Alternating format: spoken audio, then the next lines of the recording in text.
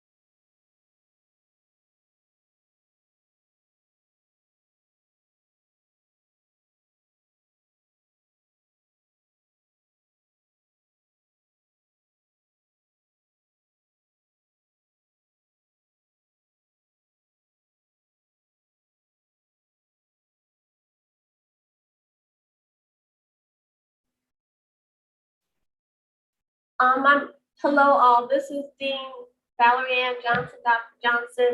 Johnson, Chair, and I'm waiting a few more minutes to see if more of our commissioners come online. So it's good to see everyone's face. And we'll just hold tight for a few minutes.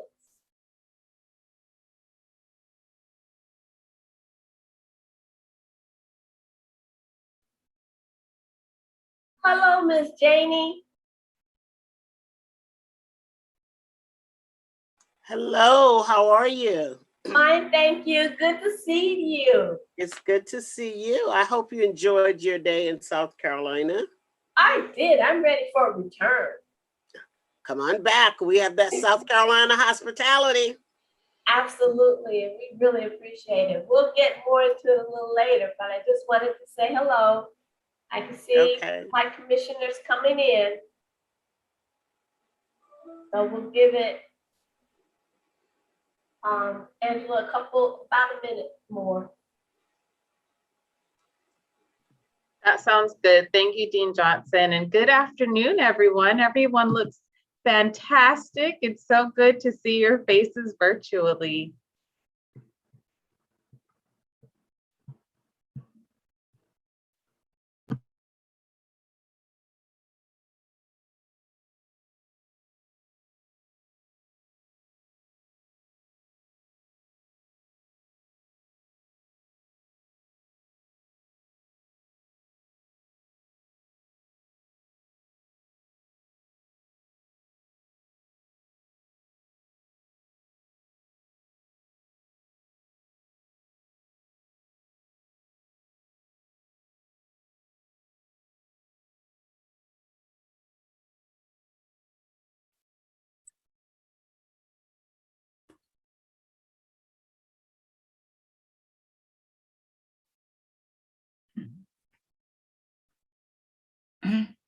Hello.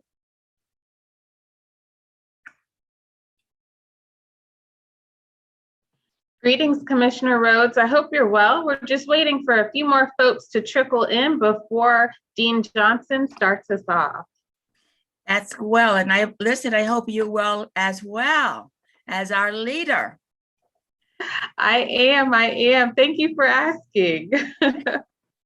Well, for a moment there, I thought we were by ourselves.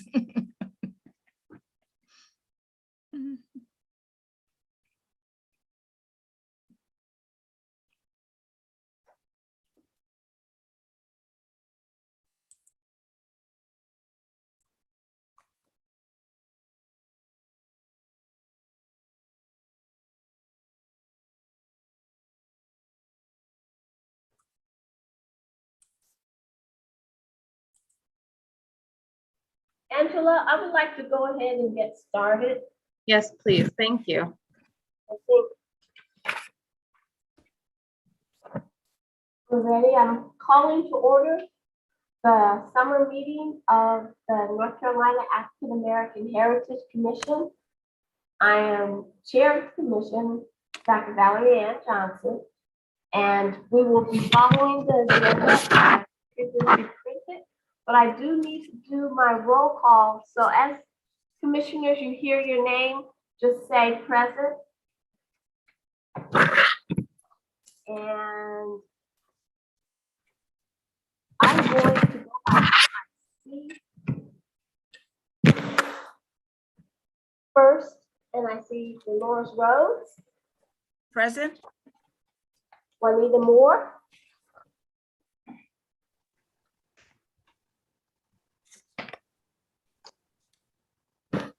Leslie McKesson, Present.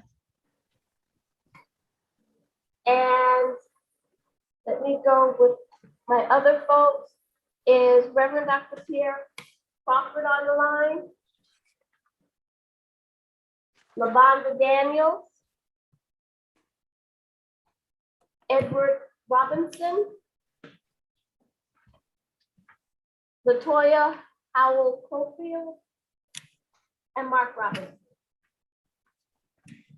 Well, I welcome everyone on the call, and I am so glad to be able to see you all, even though it is virtual.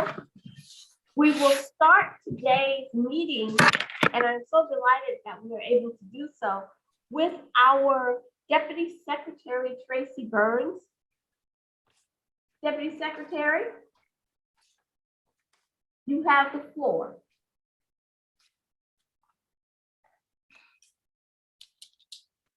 I apologize. I always forget to unmute. I don't know. Good afternoon, everyone. I thank you for inviting me to be part of your meeting today. And I do bring you greetings on behalf of our Secretary, Reed Wilson.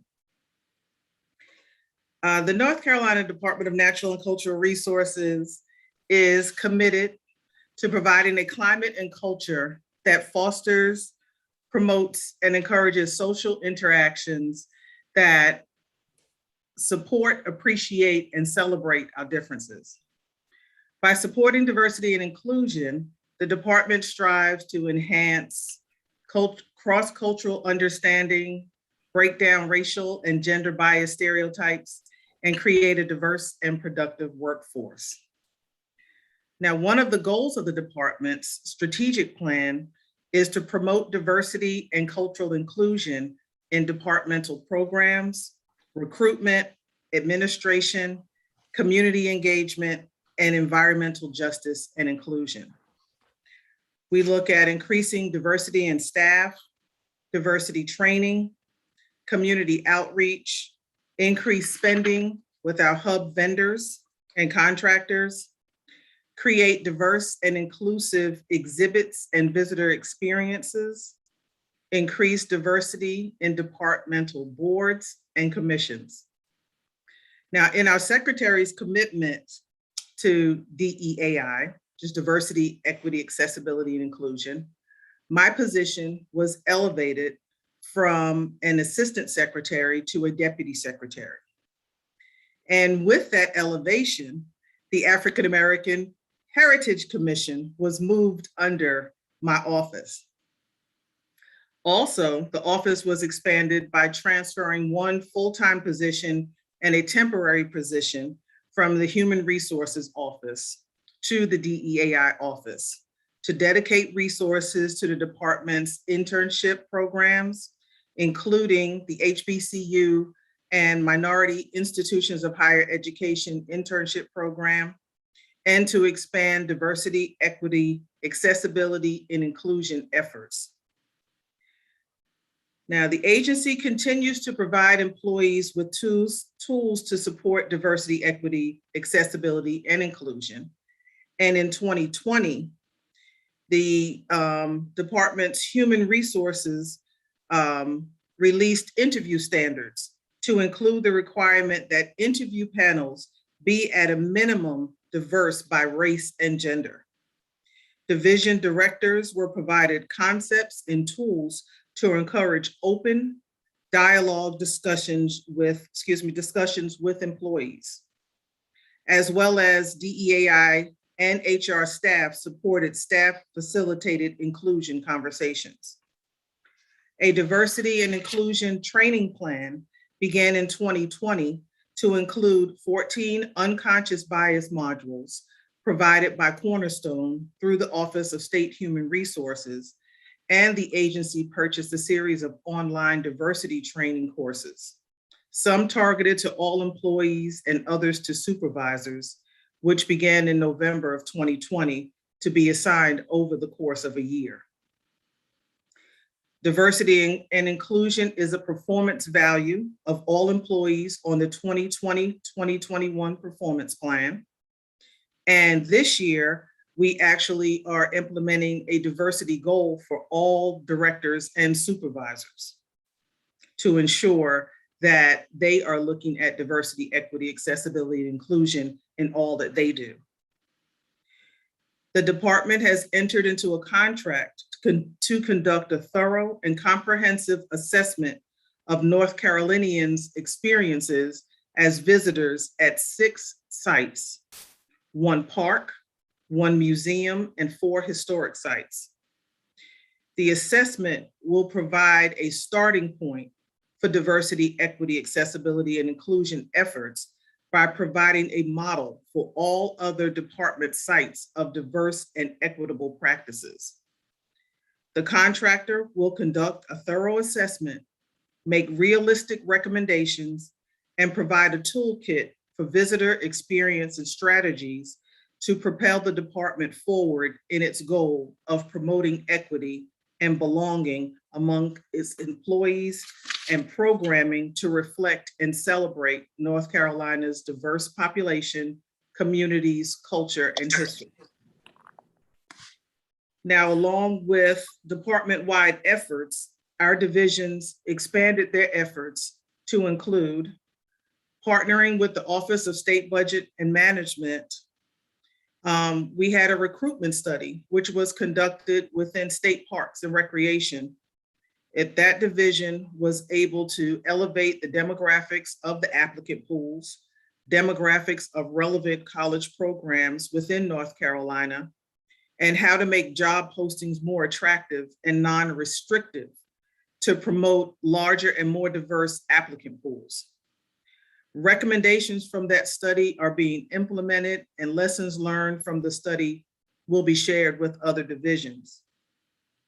The Museum of Art implemented an internal inclusion, diversity, equity, and accessibility task force, which is charged with reviewing policies, procedures, and practices in the goals of increasing the demographic representation and amplifying the voices of people of color, people with disabilities, and others, both in the museum and visitor engagement.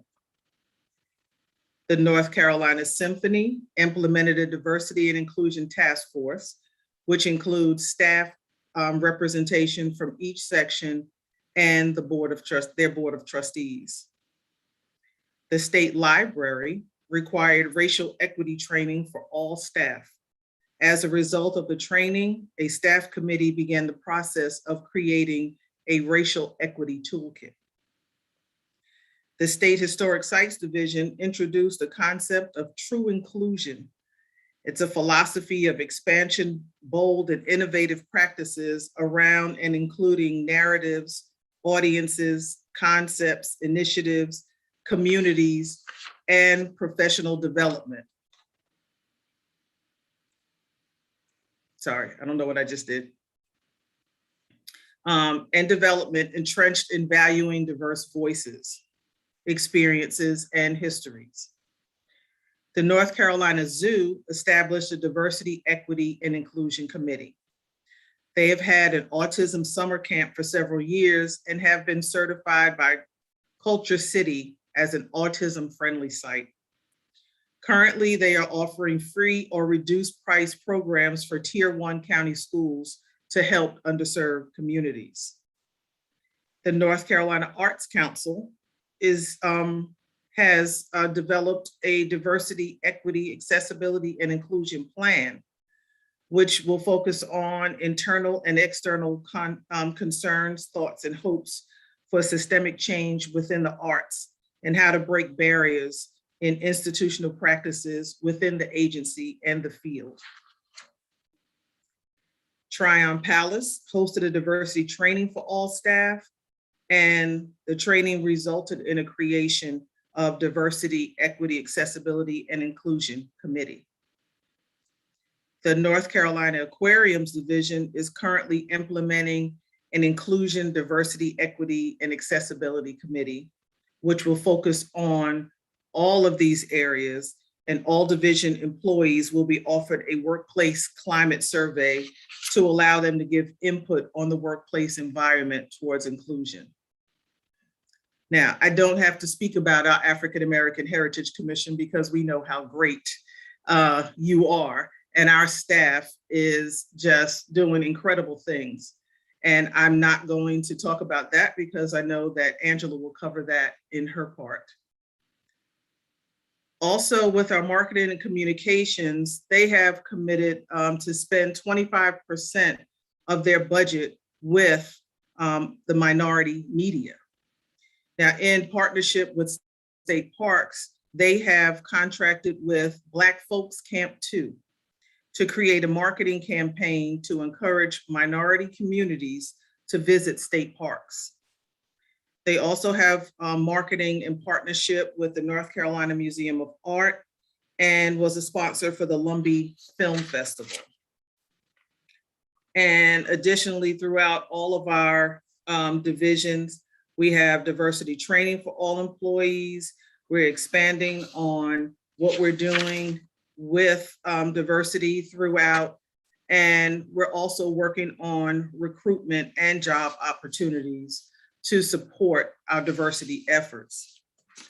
Now, I told Angela I couldn't speak for 15 minutes, but I seem like I always talk longer than what I tell her I do. But I want to tell you how excited I am about the commission now falling under the umbrella of my office. And I think that we are going to work so well together. I have a great relationship with the staff, and I look forward to doing whatever you need from me. So I thank you for inviting me again today. And if anyone has any questions for me, please feel free to ask. I have a question. Deputy Secretary, I'll thank her first, and then we'll get to your question, Dr. McKesson. Okay. But I just wanted to also appreciate our Deputy Secretary Burns, and that we're thriving and flourishing under your leadership. So again, thank you for the support. Now I'll open it up for a few minutes for questions before we get into the commissioner updates. One last thing, we've been joined by Reverend Dr. Pierre Crawford. Unmute yourself for a minute and just say, hey, Dr. Crawford. Well, hi there. I am thankful to be on board, and I am delighted by our Deputy Secretary's report, and we look forward to doing some great things. Thank you. Now, Dr. McKesson. All right. Thank you. Thank you for your report, Deputy Secretary. Very encouraging. And I just wonder if any of the findings that you've come up with in your different agencies would be available to outside folks, because I think you've probably found some things that we could use in other agencies. So is that a possibility? Yes, that is a possibility, and we are happy to share. So Okay. if you would just reach out to me and I'll share some of our findings. And Okay. we found some very interesting things. So yes, I'm sure it should be shared with our other agencies. Thank you. Thank you. Any other questions or comments? If not, what I'd like to do is briefly hear from each of our commissioners, just about a minute, to update us on what you've been engaged in. And after that, I will give the vice chair's report. She was unable to meet with us today, and then I'll give my very brief remarks. So I will start with Dolores Rose. Do you have an update for us? You're on mute.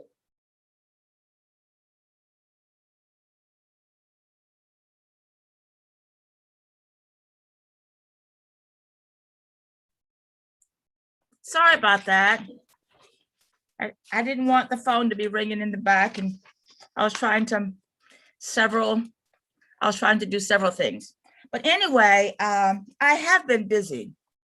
And thanks to the leadership of Dr. Thorpe and Kima, they kept me on track. And I really appreciate it. I appreciate their efforts. I have been doing some outreach within the city of Wilmington. Let's start with that first.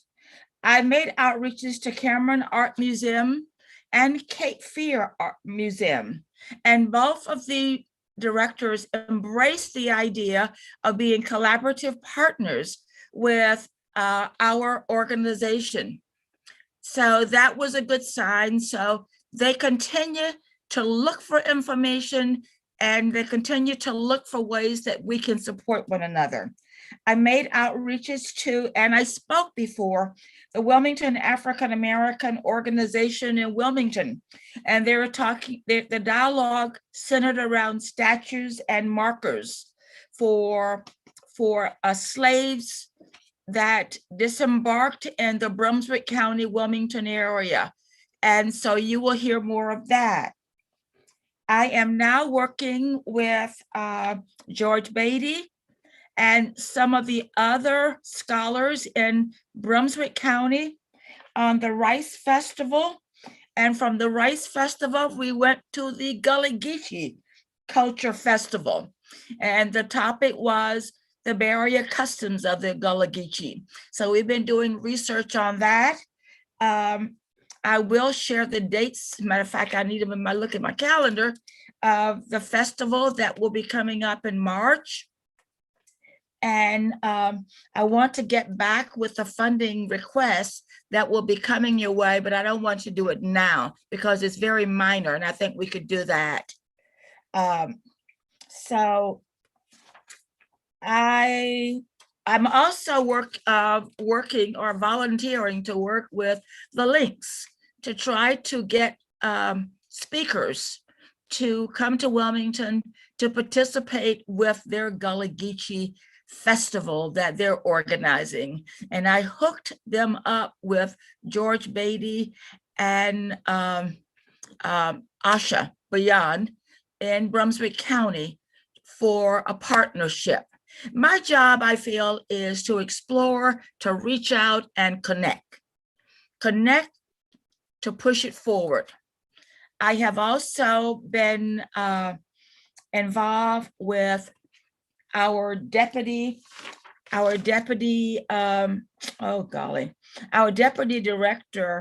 secretary, Tracy Burns, and offering names for various positions for commissions in Wilmington. And I have sent 3 names up for different, either the North Carolina Battleship or whatever their needs are for trying to find personnel of color to be on these boards. The last thing, I don't want to monopolize, I know I have 5 minutes, I remember that. Our director Angela Thorpe reached out to me. She probably been doing so many things she forgot, but she did reach out when we were trying to get funding for the North Carolina park, the Heritage Park. And so I wanted to see where they were. And I reached out to Senator Berger's office. I also reached out again to David Warren and Marcia, because in 2001, under the Paul Green Foundation with $500, we were involved with trying to get that off the ground. So I was delighted to reach out to try to move this forward. And I was also happy with the legislature gave them 1.5 million.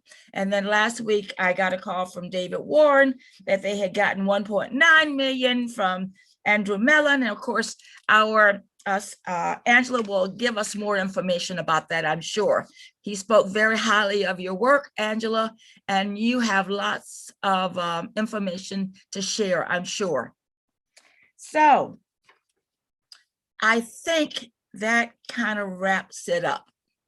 I hope I didn't go on too much, but the work is extensive, and I continue to receive calls for many things that can help us as an organization. And I continue to do anything I can to foster the vision of our North Carolina African American Heritage Commission. And I thank you for allowing me to be part of you. Thank you, Commissioner Rose. I'll move to Commissioner McKesson. Oh, and I forgot to say, please, even though I'm calling on you, as you speak, give us your name again. Okay, sorry. Well, hello again. This is Leslie McKesson. Give you a brief rundown of the things that I've been involved with since we last met. Had some very exciting things come along. Early in the year, I was able to participate in a curriculum resource review with the National Park Service regarding the Underground Railroad.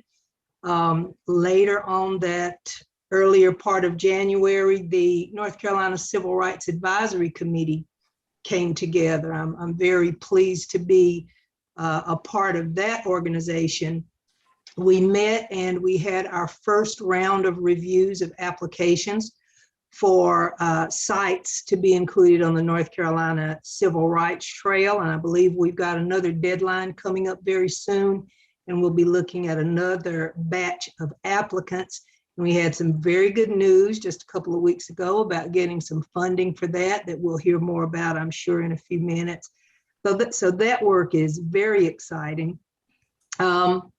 In February, around Black History Month, I worked with Angela and Dr. Johnson to pull together an article about the North Carolina African American Heritage Commission to send out to area newspapers here, because part of my goal is to expand the work of the commission to Western North Carolina, where there hasn't been a whole lot of representation to date. So we got that article out, and in addition to that, connected several cultural organizations from neighboring communities, neighboring counties, Buncombe, Cleveland, Caldwell, Catawba, areas up in this western end of the state that may not have had that much of a connection with the commission, trying to establish some networks around that. And that's been important. The Association of African American Heritage and Cultural Sites virtual conference was in March, the end of March, and I attended that as a member of that organization representing the commission. Very good virtual conference that I hope to be able to attend again and share some of the insights and activities from that organization and that activity. Also in March, I was able to moderate a Freedom Roads panel for the Halifax State Historic Site. they did a presentation on African-American soldiers of the Revolutionary War. So that I found particularly interesting, and actually kind of built on that presentation.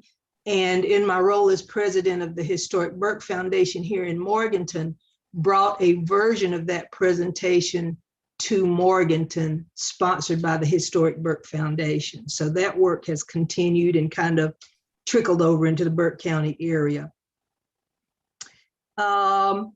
Another thing that Adrienne and I started to work on with a resident from here in Morganton, actually my hometown, is to look into ways to establish representation, some signage around a historically Black community in Burke County, the Jonesboro community. It is a part of the National Register of Historic Places, but due to extensive gentrification that's going on in the downtown area, there's a concern that that community will be forgotten. So we hope to be able to move forward with some efforts to help commemorate the Jonesboro community here in Morganton. The African American Heritage Commission has worked with Historic Burke Foundation in the past. And as I mentioned, I think I mentioned that I'm president of the organization this year. And some of the things that I'm hoping to do is to amplify the Black presence, the African American presence in the historic sites that we own and represent, one of which is a place called the historic Charles Mcdowell House that was built in 1812. The stories that have been told of the Mcdowell House are very standardized narratives, but there are stories that we have been discovering about the enslaved people who lived on the property, the people of color who were craftsmen and artisans.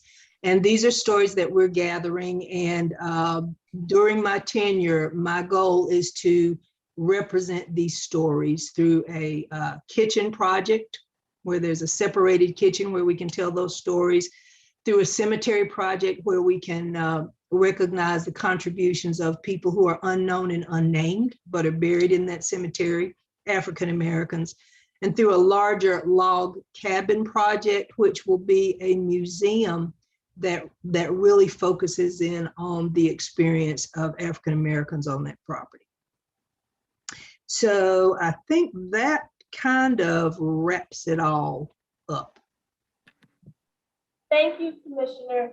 And for my next folks who are going to report, just give us some highlights, because this isn't the only time that we'll hear from you. So if you also, Commissioner Rhodes and Commissioner McKesson, think of anything else that you left out, we'll have another time in the agenda to address those.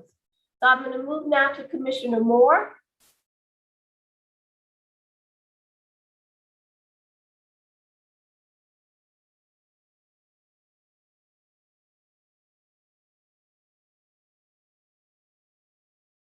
Okay, I'll go to Commissioner Crawford and then come back to Commissioner Moore. Commissioner Crawford? I'm right here. And just want to take a moment to thank everyone for all of the great work that I've heard thus far. That's what it takes in order to make this African American Heritage Commission work. Let me briefly just say, because I have another report dealing with advocacy a little later on after the break, but I do want to make mention about the two projects that we're really dealing with right now in Gaston County. The African American Heritage Museum, which I've reported on before. However, we've had a hiccup with the financing there, which is being addressed. And we're looking forward to getting everything back on board. It was some misappropriation of funds is actually what happened. And that person has been dealt with, and then an investigation, internal as well as with the police, is being done at this particular point. So we're looking forward to things getting back on board. We give each year. And so my prayer is that by the time we are prepared to give in January, that everything will be out, and the full report of all measures taken will be available. So we look forward to that. On another good positive note, the African American, how should I say, the Negro school that is in prayer, how should I say, it's being preserved now. There was a GoFundMe campaign that was launched. The goal was met to get the initial funding that was needed. And now that that is secure, the mayor and city council of Cramerton is working well with the owners. And actually, we're going to meet for an update on tonight at 6 p.m. at the church. And we'll be meeting scheduled at least once to twice a month for updates and any improvements that may be needed. The Negro school is called the Baltimore Cramerton School, and it's located in Cramerton, North Carolina, about 15 minutes outside of Charlotte, North Carolina. And it is the last African-American one-room schoolhouse that's left in Gaston County. And it's looking pretty good, and we're thankful that the preservation team is going to meet and continue that effort. So right now, those are the two things. And then, of course, like I said, I'll come back a little bit later on, and we will continue with other reporting. Thank you so much.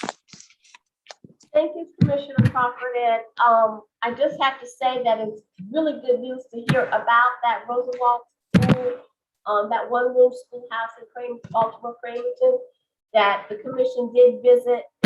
Oh, it seems so long ago when we came down to Center Baptist for one of our meetings. So we hope to have a return visit when we are able. We look forward to it. And, you know, as we like to break bread around Center Baptist Church, so be prepared. And let's not even get me started on that. Commissioner Moore, are you ready to give us a couple of highlights? Yes, can you hear me? Yes, we can hear you. Okay, I'm sorry, I thought I had unmuted before.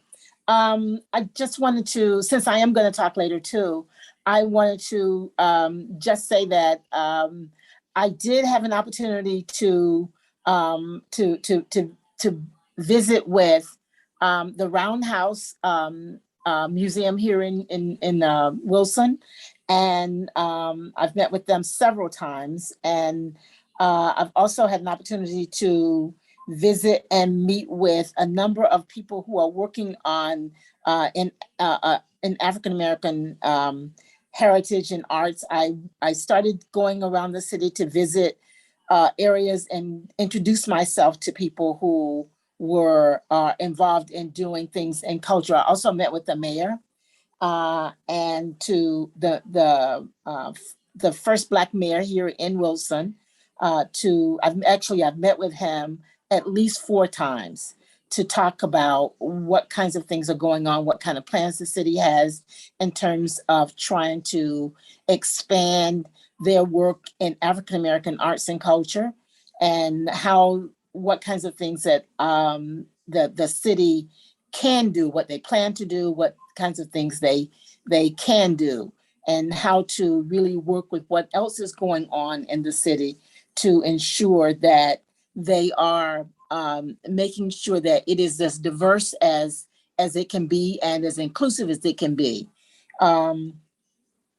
And I'll talk later about some of the very specific things that and some specific people that I have met with to get things moving, and what kind of projects that we're working on. Thank you so much, Commissioner Moore. We appreciate all the work that you've been doing, and in fact, all the work that all of you have done to promote the African American Heritage Commission, as well as giving us updates about what's going on in your area. Right now, I am going to move to the report from our Vice Chair, Dr. Tamara Holmes Brothers, who is unable to meet with us today, but she does send her salutations, and I will give her report at this time. The North Carolina African American Heritage Commission seeks to create a nonprofit foundation that supports organizations, institutions, individuals, or service contracts, as well as the operational practices of the Commission. The AAHC Foundation will also seek to foster an environment where philanthropy can thrive and cultivate African American heritage practitioners and community stakeholders. The potential operational support will include salary support, endowment development, and programming support. Vice Chair Dr. Brothers and Executive Director Angela Thorpe have had exploratory conversations with the representative of Goldman Sachs regarding the establishment of an endowment. A well-managed endowment sends a message of planned long-term stability, fiscal responsibility, and financial viability. It enhances the organization's prestige and credibility. It also relieves the pressure of wavering and unpredictable government support. We've also corresponded with the consultant to possibly assist with the establishment of the foundation.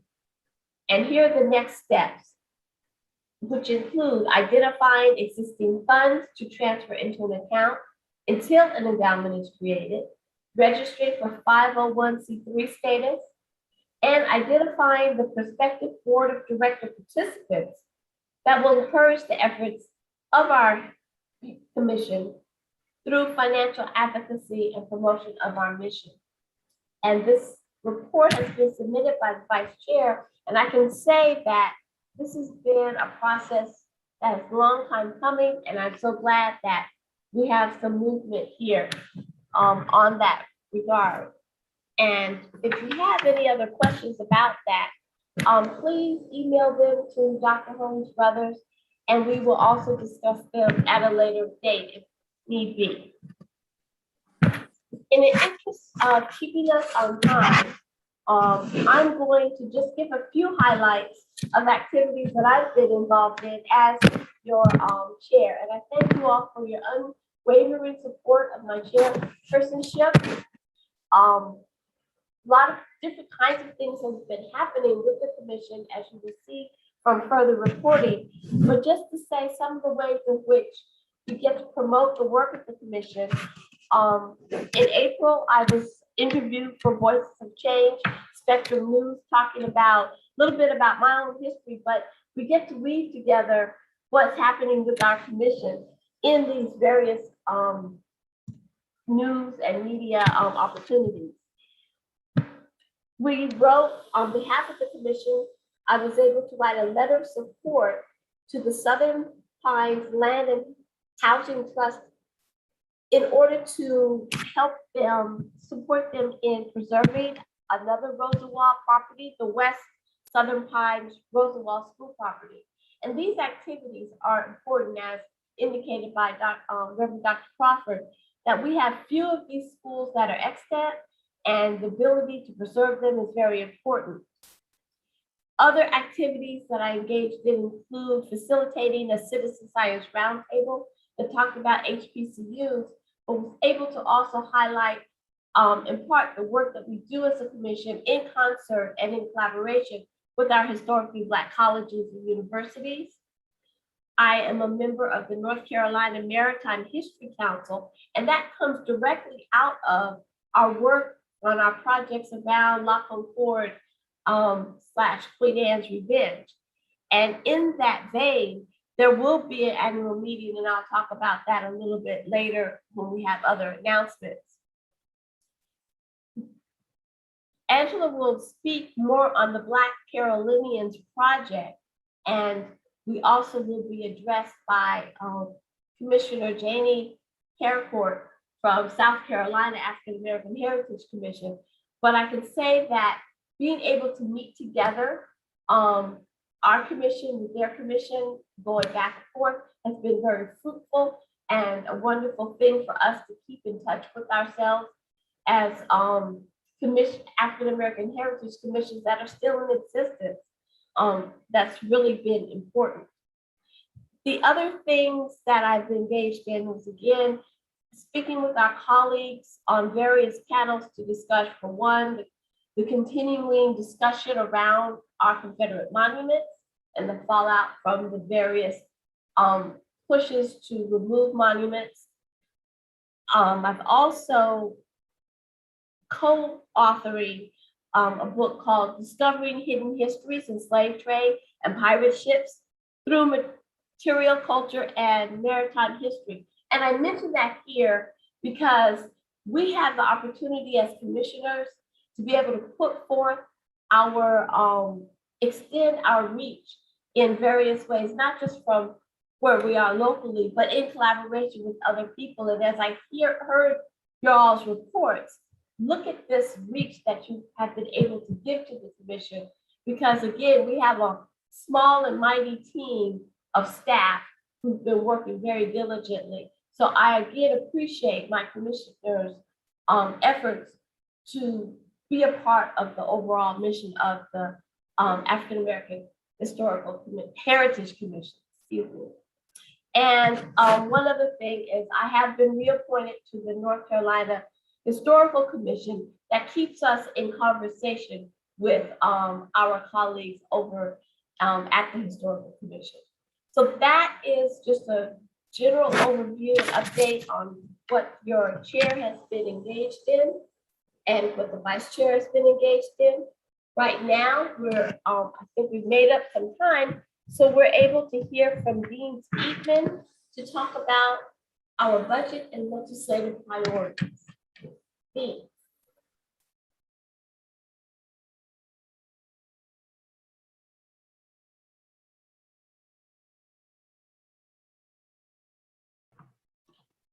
Deans, we're not able to hear you. Can't hear you.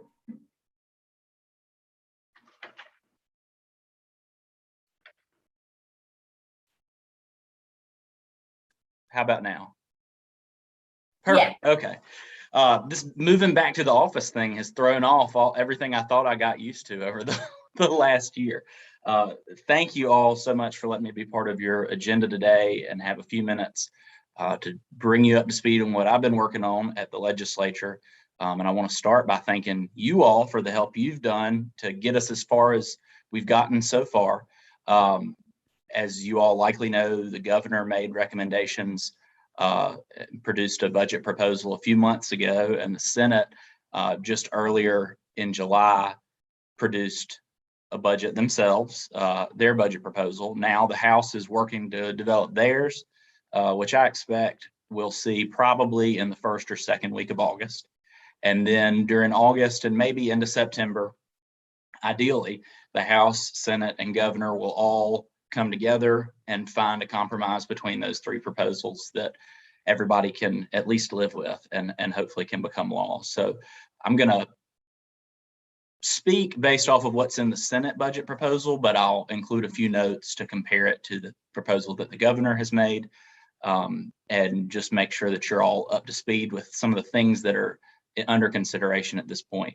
And I'll start with what may be the most important for this conversation is funding for the African American Heritage Commission. As I'm sure most of you know, the commission has existed for over a decade now, but no funding has ever been appropriated by the General Assembly for the designated purpose of supporting the commission. So the governor this year recommended a $270,000 appropriation on a recurring basis annually in the future to the commission that would support 2 new full-time equivalency, so 2 new positions, and operations funding for the commission, because I don't have to tell you all what a great job Angela and her team already do of finding money to do a lot of really good work. But I hope that some designated funding, and I think the idea behind this would allow focus on the work instead of just having to focus on where money can come from all the time. But certainly a great job has been done until this point. The Senate budget did include half of that recommended funding, so $135,000, including 1 position, new position, and still additional funding there to support operations. So that's half of what we asked for. We'll certainly be working to try to get the House to fully support the funding that we've recommended, but I'm glad that it's there at this point. That's an important piece, is for there to be a line in the Senate budget that includes this funding. So I'm optimistic that we're on the right track. Some additional notes that may be of interest include over $1 million of annual funding in the future for maintenance at all of our historic sites, which is a sore need and something that's not been funded in the past. And a couple of specific historic sites projects that I wanted to note for the commission include $800,000 to begin the process of readying Thomas Day's workshop and home in Milton in Caswell County for future addition to the state historic site system. So we would like to hopefully in a few years have a Thomas Day State Historic Site in Caswell County to focus on the role that Black people have played in the state's manufacturing history. He was the largest industry in the state at one time in the 19th century, and also the experience of free Black people prior to the Civil War. There's also, and that money is something the governor recommended and something that's in the Senate budget. A similar place where there's some overlap between recommendations in the Senate and governor's budget is $1 million for land acquisition at Charlotte Hawkins Brown State Historic Site to grow that site and really make it even more of a centerpiece of Guilford County and of the state, relating to African-American education in the state's history, and also connection with some of the natural areas that are around the site as it exists today. So a lot of exciting stuff at Charlotte Hawkins Brown right now in a time of transition for that site. The Senate budget also includes $50,000 to the American Battlefield Trust to support their Road to Freedom program, which is not something that I'm extremely familiar with, but have been doing some reading to try to understand it a little bit more, but is connected to freedom-seeking Black people, especially around the Civil War, but I think there are some other implications for antebellum military conflicts. Their Battlefield Trust focused on wartime activities and battle sites. The Senate budget also includes directed funding to the National Black Theater Festival and for the African American Pictorial Wall Project in Fayetteville. Both of those are grant funding programs that would go to outside groups, but because of the work that they do and what those groups are up to and what the projects are, I did want you all to know about those. And while those are all a lot of really good things, I would be remiss if I didn't mention some of the things that we have included on our priority list this year in the governor's budget that have not been included in the Senate budget. All of these will be things that I continue to work with the House to hopefully have included in their proposal. But that includes $380,000 for position funding, programming funding, and funding support for our HBCU internship. And I should have clarified, all of that is funded in diversity, equity, accessibility, and inclusion under Tracy Burns's umbrella, and for a lot of the work that she described in her comments earlier. We also have requested a new position at state historic sites, a person who would be an African-American history curator to work with all of our state historic sites to tell the stories of African-Americans who have lived at every historic site and in every corner of our state, and the stories that they have to tell. We also have recommended funding on a recurring basis to support the Science Museum's race exhibit, which was acquired in the last year or so and is sort of a science and genetics perspective on what race is, and also on the similarities that all people have as human beings, but also some of the history of race, and an exciting exhibit that I think we're looking forward to continuing to bring back out into public. It was a nationally touring exhibit, visited North Carolina, and now we own it. So we'd like to have some funding to support that exhibit and its future exposition across the state. And then finally, we did recommend this year $2.5 million to build an African-American monument on the state capitol grounds, Union Square in downtown Raleigh, that was not included in the Senate budget. that is not a new proposal and something that we've worked on for a few years, and will continue to be a top priority for our department and for the governor, and hopefully something that we can see in a final budget proposal. And there are many other items that we've requested and the Senate funded or has proposed to fund that would invest in our department. And I do think it's important to note that, as Tracy, Deputy Secretary Burns has mentioned, a top priority for Secretary Wilson, Governor Cooper, and our whole department is to find ways to tell more stories across our department and engage with more audiences and more diverse audiences. So I think that all of the opportunities for new funding for our department have implications for engagement with the Black community in the state today, and also telling that history that has made our state's history so rich and gotten us to the place that we are today and the role that African Americans have played in it. So that's a quick overview of budget discussions. Dr. Johnson, I'm happy to take questions if you would like, and otherwise I appreciate everyone's time and appreciate being able to be part of the agenda today. Absolutely. I think we have a few minutes for questions.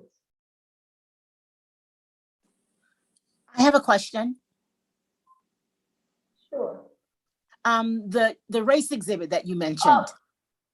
Announce yourself. I'm sorry. Hi, I'm Juanita Moore. And I just wanted to ask the question about the race exhibit that you mentioned. You said the Science Museum now owns that exhibit? Yes, ma'am, that's correct. I think that acquisition was funded through a grant from Burroughs Welcome Fund and also Z. Smith Reynolds. Okay. Will it tour in the state, or will it just be at the Science Center? I'm very familiar with that exhibit. It's an amazing exhibition. Right. And so I was just wondering if it would be touring. It's quite a large exhibit too. Right. We're trying to make decisions on whether or not we are going to tour it, or if we're going to build a smaller exhibit that can tour. Right now, we're in the process of updating content and also to build some North Carolina specific content. Mm-hmm. We do have in our purchase contract that we have the rights to tour Southeastern North Carolina, Southeastern United States, which includes North Carolina, South Carolina, Georgia, and Florida. Wow. So we are trying to explore whether or not we are going to tour it. We do have requests. People are requesting it because they know it's here. So they are requesting to host it, but we just have not decided yet, because to do that, we will have to create, that's a whole museum to itself.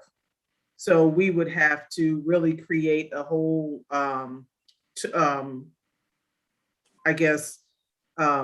area that's going to handle just touring that exhibit. So we're trying to explore that. The exhibits team at the Science Museum, they are trying to put their heads together on how we can do that. We do have a perfect example with the Science Museum of Minnesota, and they have extended their hand to help us in our exploration of how we proceed. Yeah. The museum where I worked, we presented that. We were the first museum to present it when it toured from, oh my God, that was years and years and years ago. Yes. But yeah, it was the first, we toured it, we took it on the very first site that it toured to. But can I call the Science Museum? Because I'd like to, I also served on a couple of panels about this exhibition too. I'd like to just sort of talk and see how they are looking at getting communities involved as they tour it, and what kind of programming that they're looking at doing around it. Okay. If you reach out to me, I'll put you in touch with our director, Eric Dorfman. Okay. Also, with our, just as a point of information, the person that is updating our content is Dr. Yolanda Moses, Okay, who was part of the, original, one of the originals that actually created the race exhibit. So she is playing a very important part of it, as is the Science Museum of Minnesota. yeah, I know So- that the Science Museum of Minnesota, so. Right, it's Joanne. Yeah. Oh, Yes, Joanne's Yes, a really good friend of mine. yes, she is assisting Dr. Moses with updating our content. Yes. So we have an awesome team that's helping us. Yeah, So, but yeah, I Joanne will- is a good friend of mine. Oh, is she? Yes, I got to- longtime friend. I got to meet her when I went to Minnesota. But I think that as we're pulling together the planning, you would be a great person to help us as we begin pulling together ideas of what we do with race and where race lands, if you're willing to assist us with that. I'd be happy to talk to them about it. Okay. Okay, so if you will reach out to me, I will put you in touch with our division director. Okay, thank you so much. Thank you. Thank you both. Any other questions? Dr. Johnson, if I may, Commissioner Moore and Deputy Secretary Burns just wanted to note that our Associate Director, Adrian Nearday, has been deputized as the person from Team AAHC who will be supporting future work around the race exhibit. She's got great expertise around that exhibit as well. So really grateful that we'll have, again, more people from our team involved in this effort. I also wanted to just point to Dean's, what you described around the American Battlefield Trust Road to Freedom program. That is almost identical to North Carolina's Freedom Roads program. The foundation for that program and for that, it's a trails program. Again, are freedom seeking stories, many of which kind of are sort of rising around the time of the Civil War in North Carolina. So just wanted to make sure that I noted that particularly as funding around that national program might evolve, we could just slip North Carolina's story in quite easily since we've got that foundation. Any other comments or questions while we have Dean's here? Yes, very briefly. Thank you for the report so much, Dean. And we do want to know that in Gaston County, we would definitely like to have that race exhibit come this way. So whatever we would need to do in order to make that happen, we would be very interested. So just let us know. And this is Reverend Dr. Pierre Crawford. So I'd be looking forward to that. And also, Dean, if there's anything that I can do, please don't hesitate to let me know if, as it pertains to senators and House of Representative members, as well as the governor or whoever, to assist in this funding. Thank you very much. I really appreciate that. Thank you, sir.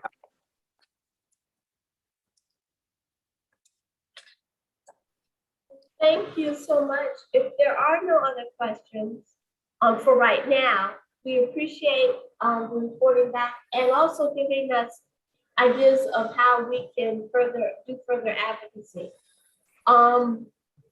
We're gonna take a tiny break. We're scheduled to have until 5 after, unless you want, if it's the will of the body to keep going, we can keep going at this time.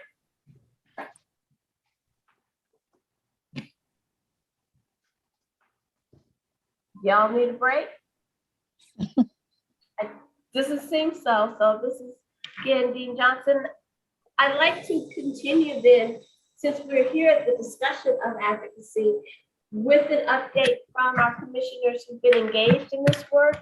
And I know Reverend Dr. Crawford, this will be your time to give us your more full report, please. All right, thank you so much for the opportunity to go ahead and report. And I'll just be as brief as possible. Of course, you just heard from Dean in reference to the $135,000 for reoccurring funds, for reoccurring operational funds has been, of course, a priority. And therefore, this, as you know, is to do our programs and to execute our mission. So we're thankful that that was approved. We have no operational funds currently. So we rely on grants primarily, and this would be a big help or a big win as we have been advocating for reoccurring funds, as was mentioned earlier, for a decade now. The additional staff position would help our team tremendously as well.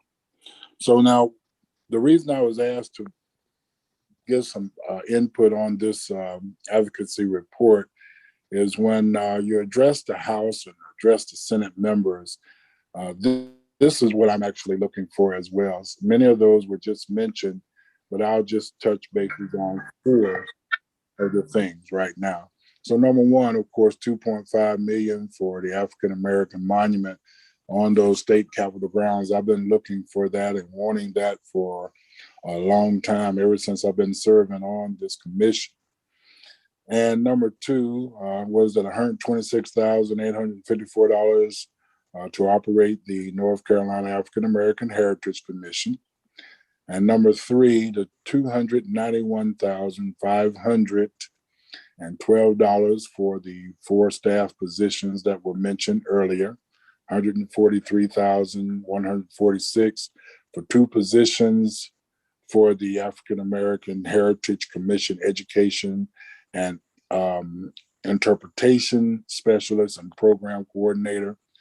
And part B of that would be $148,366, 2 positions to manage and execute daily operations for Freedom Park, which the AAHC will absorb once it is constructed. And then fourthly, you just heard also about House Bill 754, Civil Rights Project bipartisan bill would direct the AAHC to study civil rights monument needs in the state and appropriate $500,000 to support ongoing work on the North Carolina Civil Rights Trail.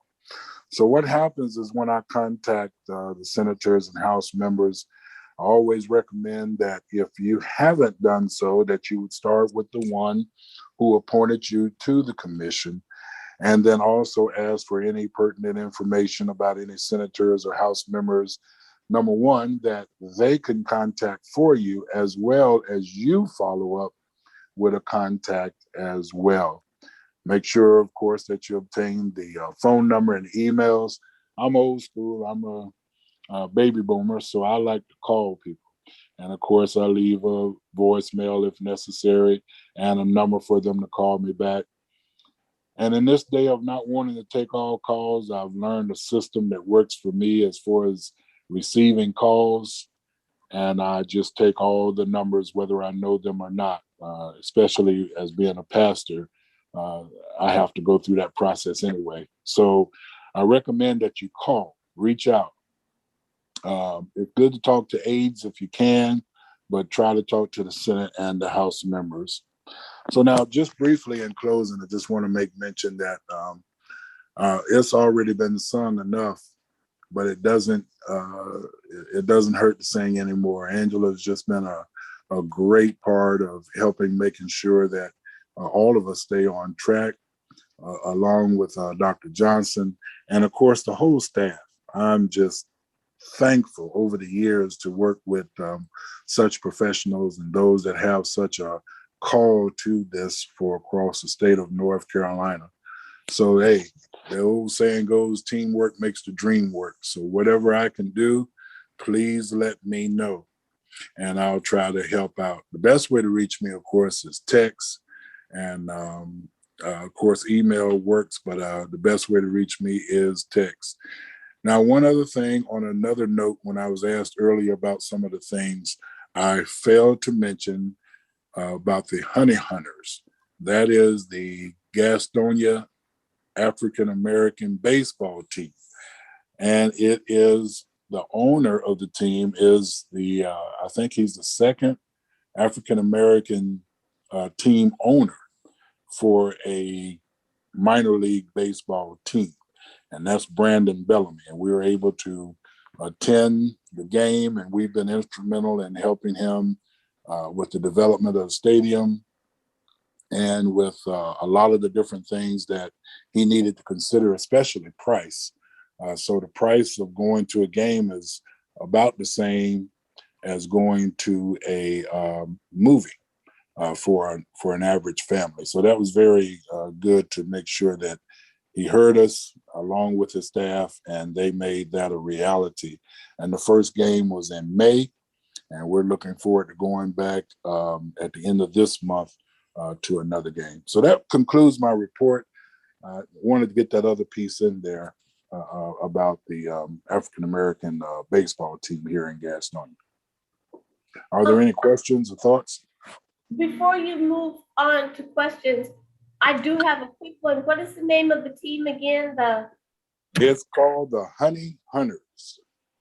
And there is a long story behind how in the world did you come up with a baseball team named Honey Hunters. And that's another story for another time, but that is the name of our team.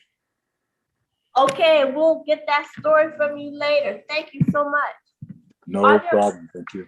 Are there questions from my other commissioners, especially regarding the strategies you discussed in approaching various representatives? Or any other comments? Because I think we also had another commissioner, was it Commissioner Rhodes, who said that she'd been engaged in this advocacy work?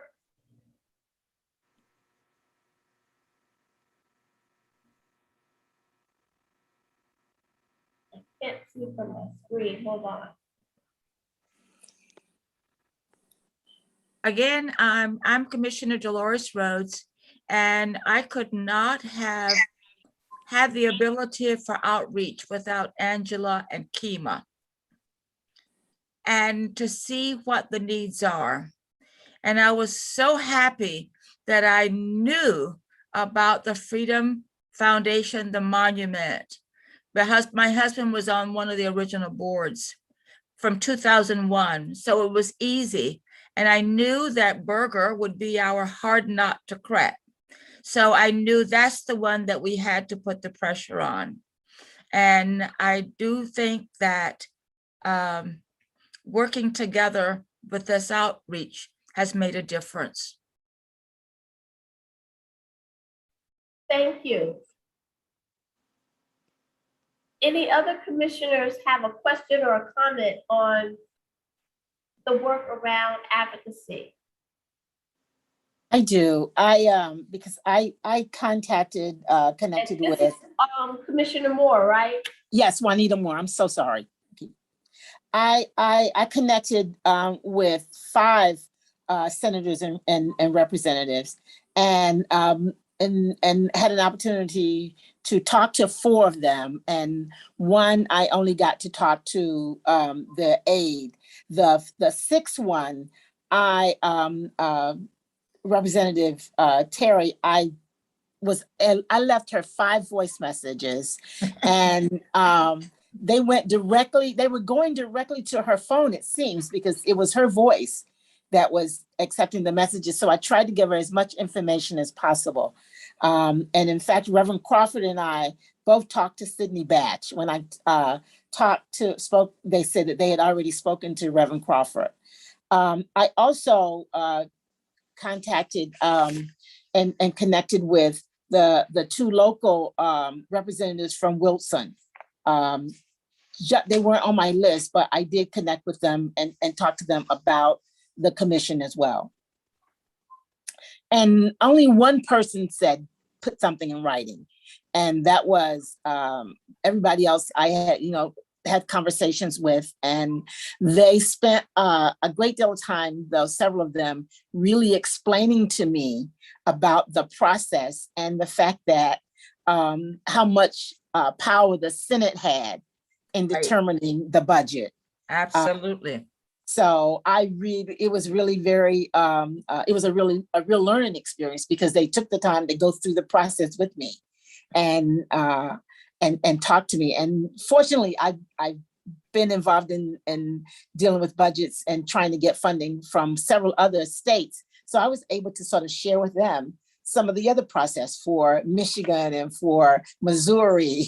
And so how that process went and what then could I do a little differently if, based upon what I did with them with the North Carolina. So it was really good conversations.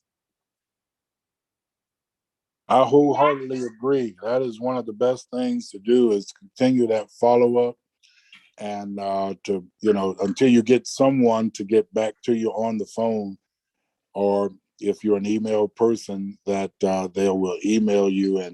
But I like that personal touch just to talk with them. So I was able to get in touch with everybody that I called from Gaston County and beyond. So it was several House representative members.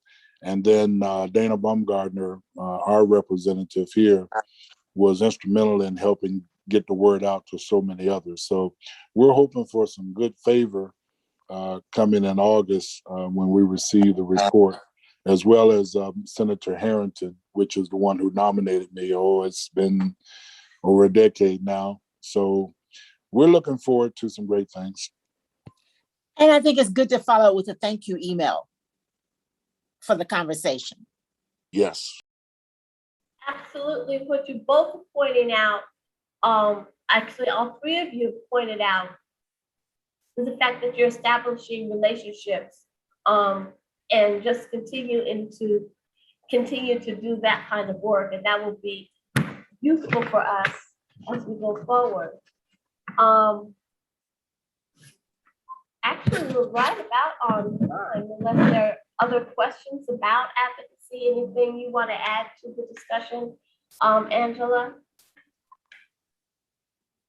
There are not. Just a huge thank you to those of you, again, who have been using your role as commissioners to really do the work of tapping the members of our legislature. As both deans and Reverend Dr. Crawford raised up, the commission has a lot of priorities that should be brought to the attention of the General Assembly. And so again, I'm grateful for the work that you all are doing to do that, to raise up our priorities. And I'd like to thank the staff for really making sure that we had so much information.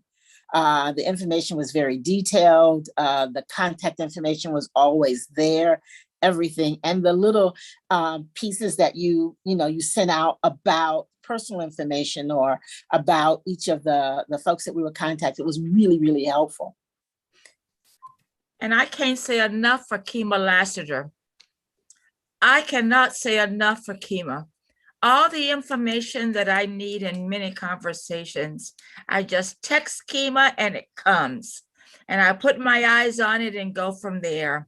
And I really thank you, Kima, for being there. Not that the others are not there, but I know that Kima was involved with outreach, and I appreciate her work and leadership.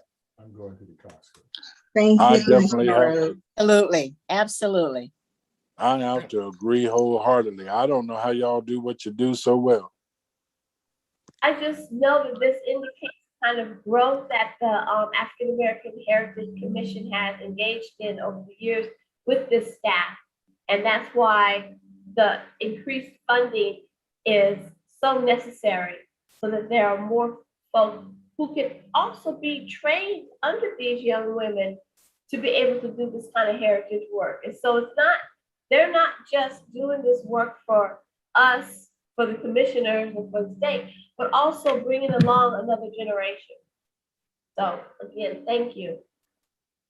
I'd like to take the time now to move to our community engagement and arts engagement updates.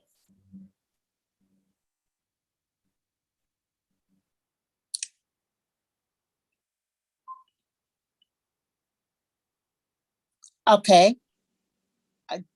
Yes.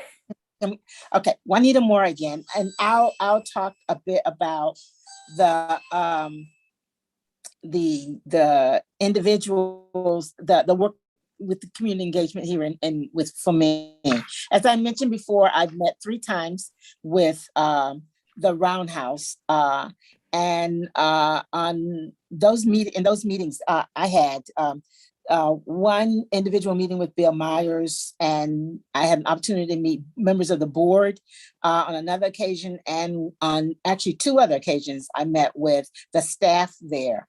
I took an opportunity to sort of go through the museum and talk to them about ideas for possible updates, and also ways to try to get more people involved, especially young people.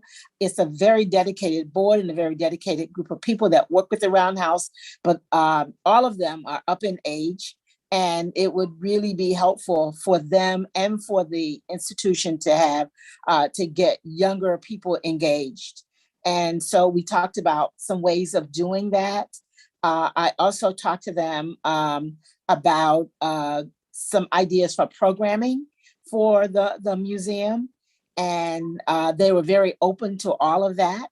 And most recently, I had a meeting with them to talk about the possibility of putting together a fundraiser, and then how to utilize that as an event and a way to get more people engaged and involved, and younger people, because if they're working on a project, an event for the museum, that's a way for them to learn a lot more, get more excited, and possibly continue to work with the institution.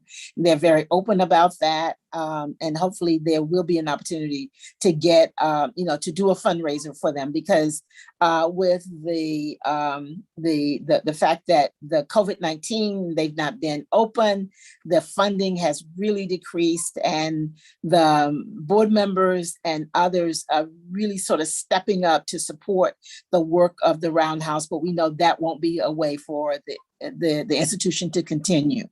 I also met with, as I said, the mayor on several occasions, just to get an idea of who all the people are in the community organizations that's really involved in working in the area of culture and arts and culture and history, and then see how we can get them to be a lot more diverse, a lot more inclusive, and some of the kind of other things that's going on already. For example, the Juneteenth program this year was, and this year was the first time Wilson did a Juneteenth program, and they sort of really were a little last minute planning it, and it was a collaborative event, but mostly not very much African American involvement in terms of planning and putting it together. And so I've met with Historic Downtown and the Wilson Council to talk about doing some long-term planning and making sure that they're including organizations like the Roundhouse Museum, and those folks in the planning of a program that's really an African American program, and look at the possibility of growing it. Looking at the Whirligig Festival is a huge festival here in Wilson, and when they start to look at maybe the possibility of at least growing Juneteenth to be something on the scale of the Whirligig, and not always thinking of it as something that you do in a last minute and very small and not very inclusive. Also, the YMCA here in Wilson is building a very large YMCA downtown and news center. And the important thing about that is that they are getting significant funding, education funding, for after school program, and a program that will be they will utilize for after school educational programs, as well as trips to cultural institutions and organizations. I talked to them about the Cultural Commission, some of the things that the Cultural Commission is doing, but also making sure that they look at this as an opportunity to be inclusive in how they educate students, especially around culture, history, and art, and so that, because it is significant funding that they're getting to do this. It's like, you know, federal and state funding to do this, so that they make sure that they and I'm assuming that a significant number of those students will be African Americans. So she went to their national meeting, and she came back and called me to tell me that that she was really excited. She got very excited because some of the things that I had discussed with her, the Louisville YMCA had also did a program at the national. They did a report at the national meeting and had talked about some of those kinds of things. So she was very excited about it, and hopefully, and they will start to look at being a lot more inclusive in terms of how they are educating students about the history of North Carolina, the American history in general, and arts and culture, and the kinds of places that they want to take them. Additionally, I've been having a conversation with a photographer. His name is Jerry Telefaro. He's in Charlotte. He has several exhibitions that have been touring nationally pre the pandemic, and another one that will be opening up in Michigan in February. But it also toured pre-pandemic nationally.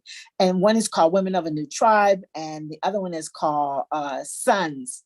What's really significant about these exhibitions is that while the Women of a New Tribe is an exhibition of women on women, when the exhibition goes is installed, local women are also, there's also a portion of the exhibition includes people from that community, which really allows people to get more excited and understand and participate in the exhibition, and then come to see the exhibition. The same thing, the Sons is an exhibition on men, and it is an exhibition that where men look at sort of who am I? You start to really get a sense of who these people are and not who you think they are. And it speaks a lot about how we see ourselves, how we see ourselves. So I bring that up because I think it's a good opportunity to look at possibility to have exhibition that includes people locally to really sort of be able to see themselves and talk about themselves and be included in an exhibition. People get really excited to be part of an exhibition. And I'm going to talk to the staff about how some suggestions about how I think this may be able to work, and some possibilities for funding for it. Thank you, Commissioner Moore. Yes, you have been quite busy. And that is to our good. Do I have other input regarding engagement, either on the arts or with community, that you all have not mentioned today? In the silence, I will add that come November 6th through, let me get the right date, November 4th through the 6th, the North Carolina Maritime History Council will be hosting its annual meeting. Right now, there is a call for papers, and the conference is about the hidden maritime histories.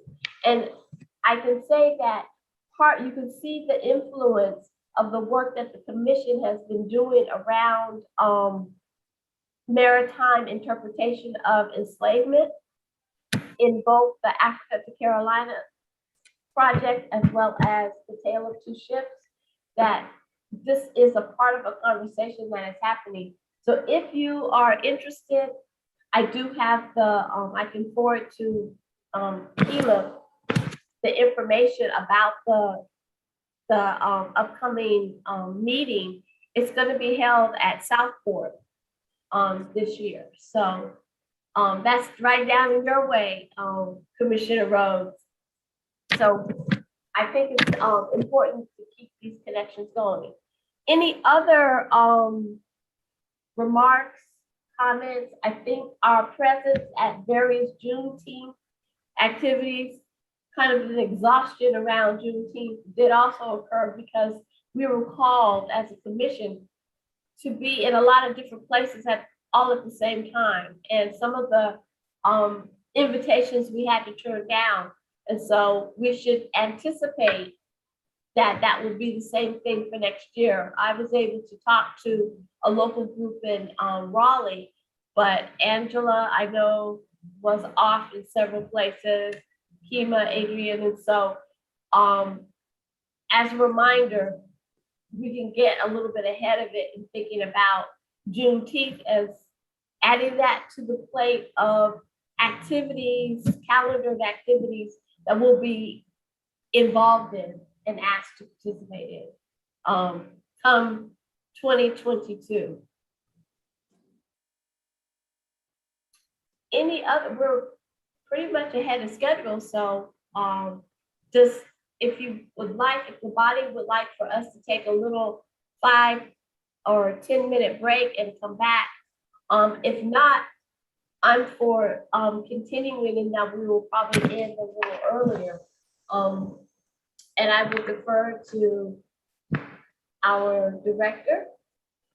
Angela, would you like for us to continue or take a 5-minute break? I think I would prefer for us to take a 5-minute break. So let's just take a quick break.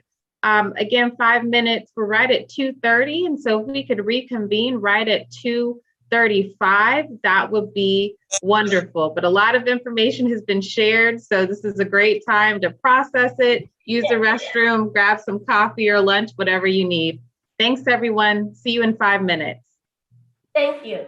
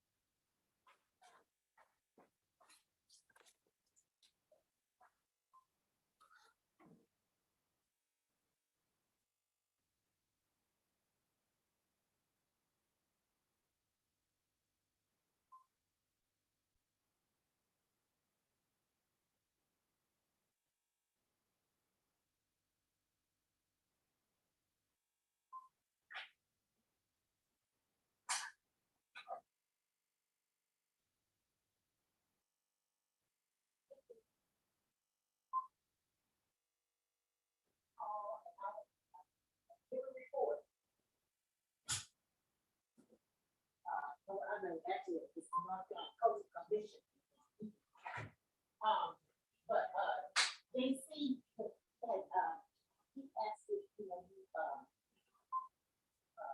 cut the grass today. Call back. And he left the key over here. Jalen? Jalen? No, I didn't hear you. Yeah. So does that work?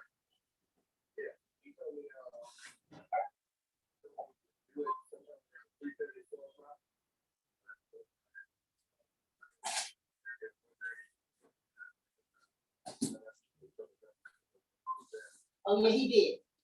Okay. Oh, well, I see he called you. Okay. No, he called me today. He's checking to see if it was rain. Yeah, he thought.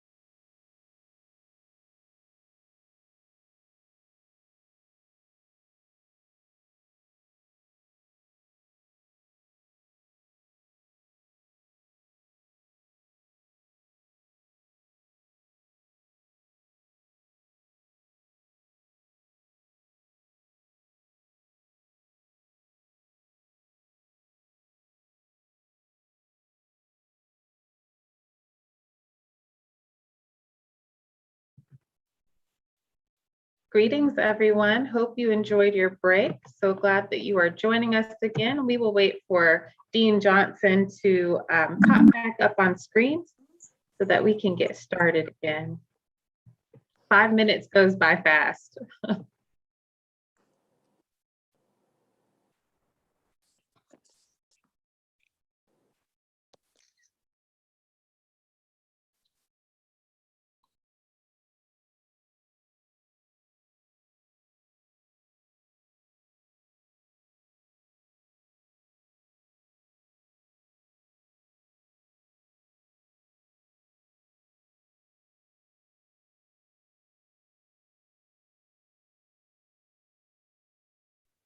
Okay, I'd like to go ahead and reconvene us.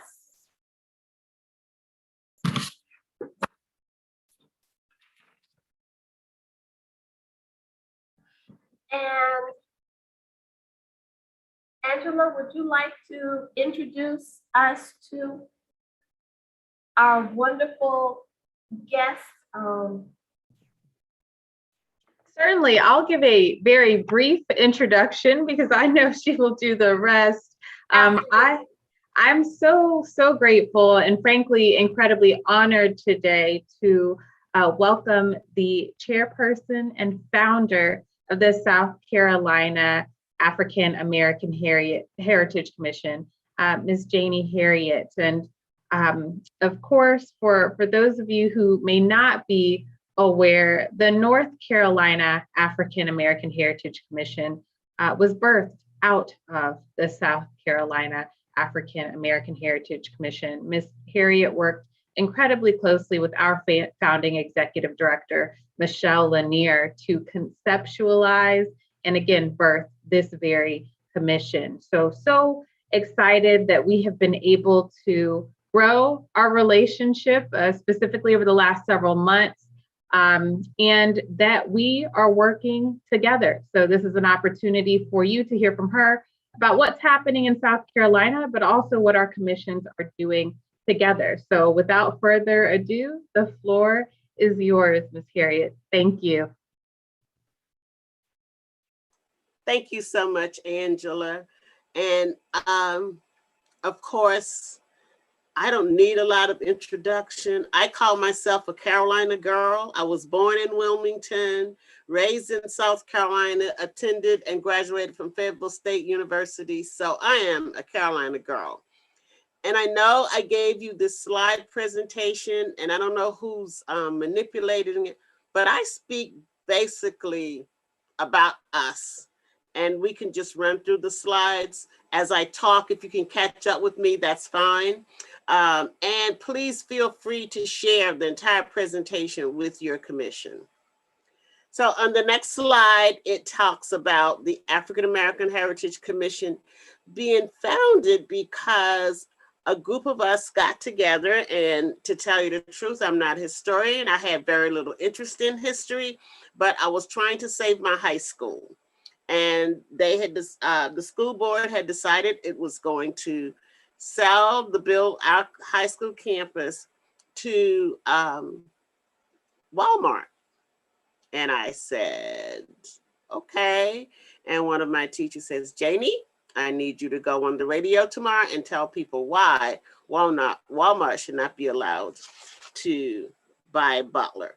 And so based on my work with the Butler Heritage Foundation, I attended a meeting with a bunch of professors who I had never seen before. And we talked about what could be done in South Carolina for the preservation of African American history and culture. And so in 1993, the South Carolina General Assembly created the South Carolina African American Heritage Council. And in 2001, Governor Hodges created it as a commission. With the passage of a joint resolution in 2007, we became a part of the Department of Archives and History. And you can move to the next slide. These are 3 original members.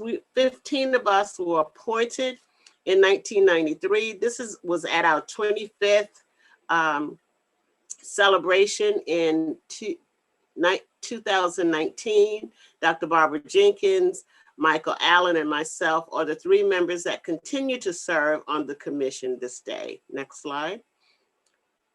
And so these are the original members who were appointed when they attended our 25th.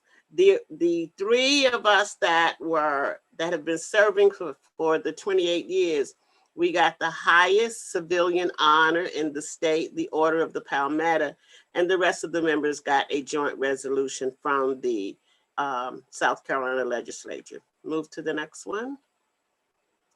So these are the members, and I'm not going to read down. We have 15 appointed members. Right now, we have one vacancy.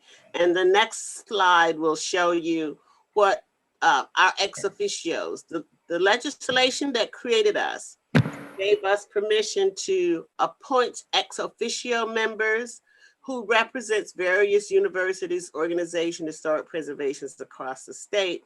And so we have representatives from the colleges and universities across the state and other community organizations. Next slide. And so this is a group picture of the commission with the director of the Department of Archives and History. Next. So the mission is to identify and promote the preservation of African American history and culture. And there are 15 appointed members. And the next couple of slides will just give you the legislation as it was created. And I may have deleted that. But what we do, we encourage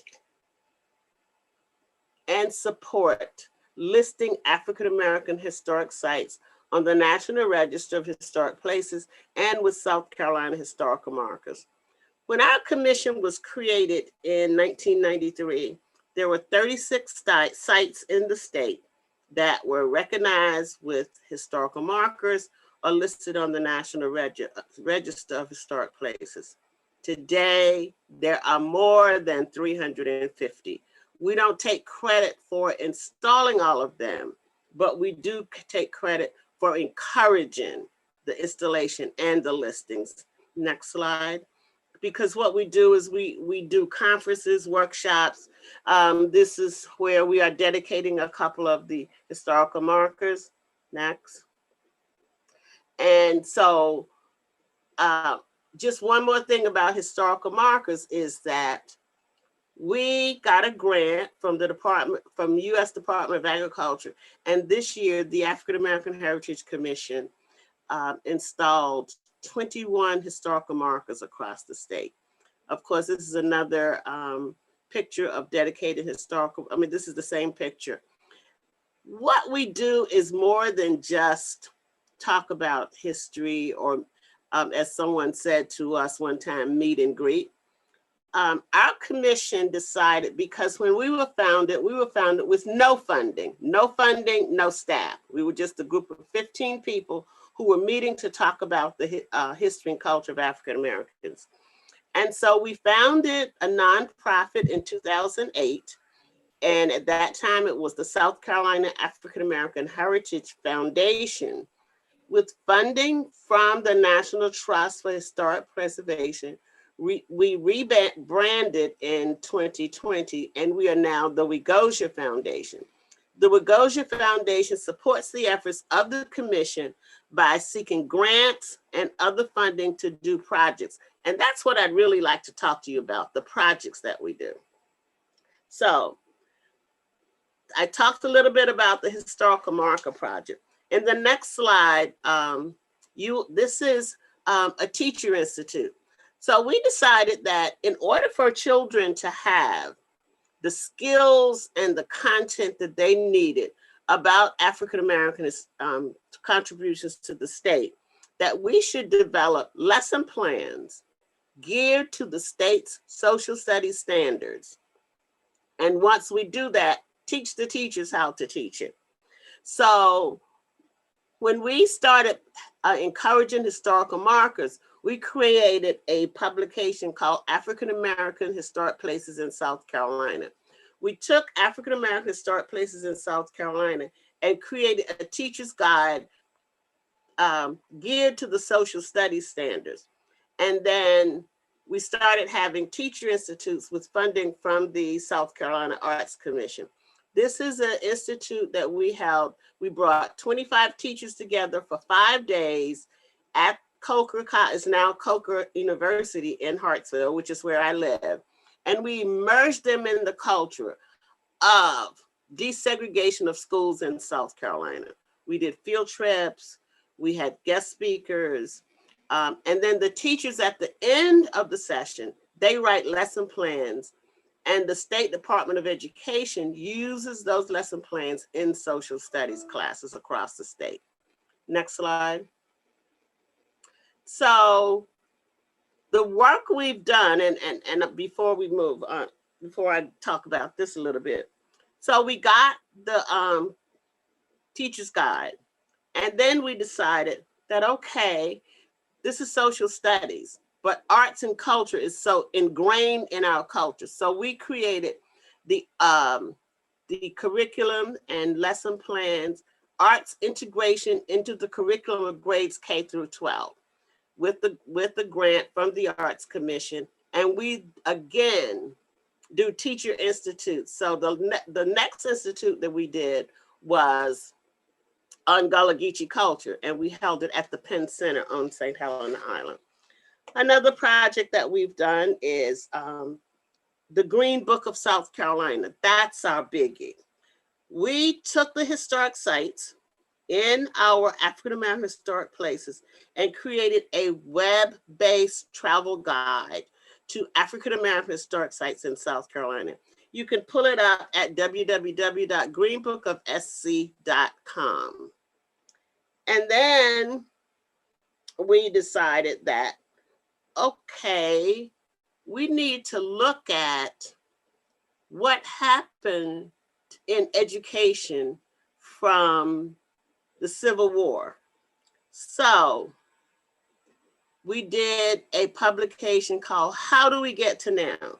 And it is a survey of African American schools that include one-room schools, Rosenwald schools, church schools, equalization schools, and those schools that closed because of integration in South Carolina. Well, then we were talking to business owners and cultural organizations and businesses. And we found that a lot of the smaller businesses of culture did not have the skills that they needed to run their business to take advantage of the great tourism dollars that come into South Carolina. So we created the Business of Rural Heritage, Culture, and Art, which is an introductory resource guide for entrepreneurs in culture and arts organization. So last year, one of our members was standing in a line in Sam's, and he saw all these people with masks on. And he said, he called me and he says, Janie, we've got to do something. So we created Black Carolinians Speak, Portraits of a Pandemic. And it is an oral history. No, go back, please. I'm going to show those, but just stay right there. Yeah, just stay right there. So it is an oral history and a collection of how COVID-19 affected African Americans in South Carolina. Based on that, we opened an exhibit this past Thursday at the South Carolina Department of Education on those oral histories and that collection. We're also in the process of creating a hard copy with the assistance of the Hub City Press in Spartanburg of the Green Book of South Carolina. And we are beginning a project with the Gullah Geechee Chamber of Commerce for a Gullah Geechee seafood trail. And we are partnering with North Carolina on a Green Book estate site, as well as we've been funded to expand Black Carolinians Speak to North Carolina. So we are real happy about that.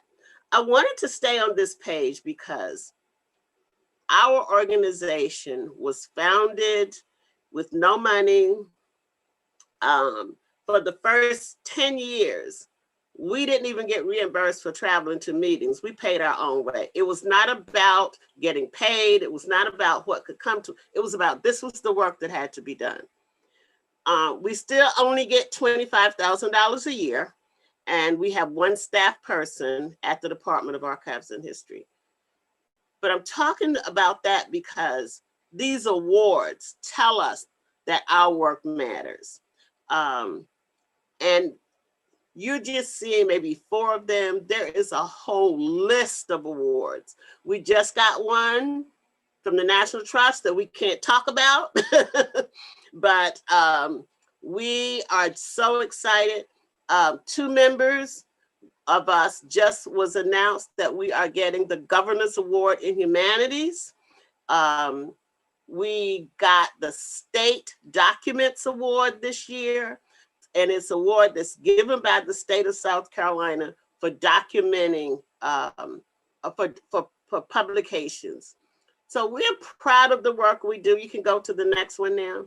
We're proud of the work we do. And I'm rushing because I always like to give people an opportunity to ask questions. This is from our 25th anniversary. Did not know that this lady was going to show up. I mean, I was floored when she called me and said, I'd like to come because we were honoring her mother. So Felicia Richard called me up on the phone and she says, Miss Janie? And I was like, she says, I am. I said, I know who you are, Felicia Richard. So we are happy that we get to do this work. Next one, Angela. The next slide. And this is again, Charles Randolph Wright, who was our guest speaker, who is a writer and producer for many shows, but I saw his show on Broadway, Motown, that he wrote and produced on Broadway. And John Lakin, the singer, is a recording star here in South Carolina. Next one. Next. Okay, this is our African American historic places that we base all of our work on. And the next one. The Green Book of South Carolina. Next. Black Carolinians Speak. Jonathan Green allowed us to use this painting for our signature work for Black Carolinians Speak. And next. This is our current projects, and I am giving Angela permission to share this entire presentation with you. You can use it as you see fit. Next. And that's who we are. I mean, even though you're in North Carolina, we encourage you to join South Carolina at wegosia.org. Membership is $25 a year. So Angela, I ran through that real fast because I really like to answer questions. So if anybody has questions, I call North Carolina our babies because Michelle and I talk until North Carolina was established. And for a long time, North Carolina and South Carolina were the only states in the country with state funded, well, not funded, but state sanctioned African American preservation organizations. So I'll answer any questions.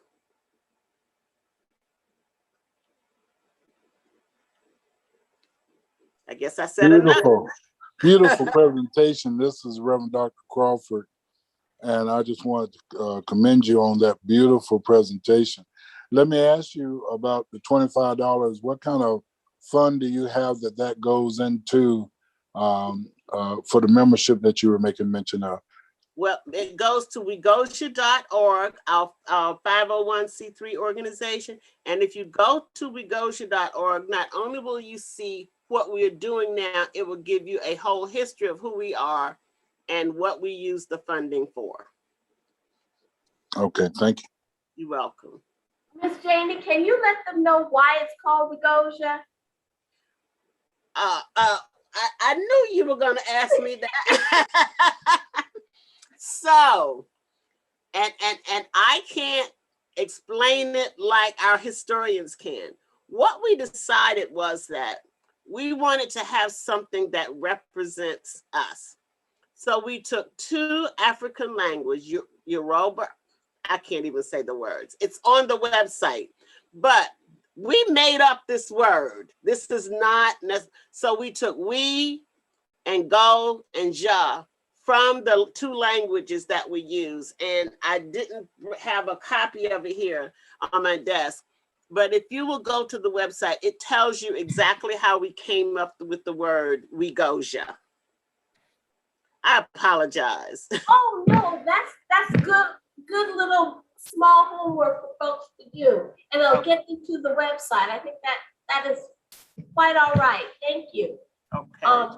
I also want to say that y'all hosted us so nicely when Angela and I came down last week to be able to participate in the meeting that you had, plus see your exhibit. So we are only excited to think about this partnership, the continuation of the partnership in the work that we're doing, both with the Green Book and with Black Carolinians Speak. And I would encourage the commissioners to listen carefully when Angela talks about these various projects, because we're participating, we are connected, and I think it's an important connection.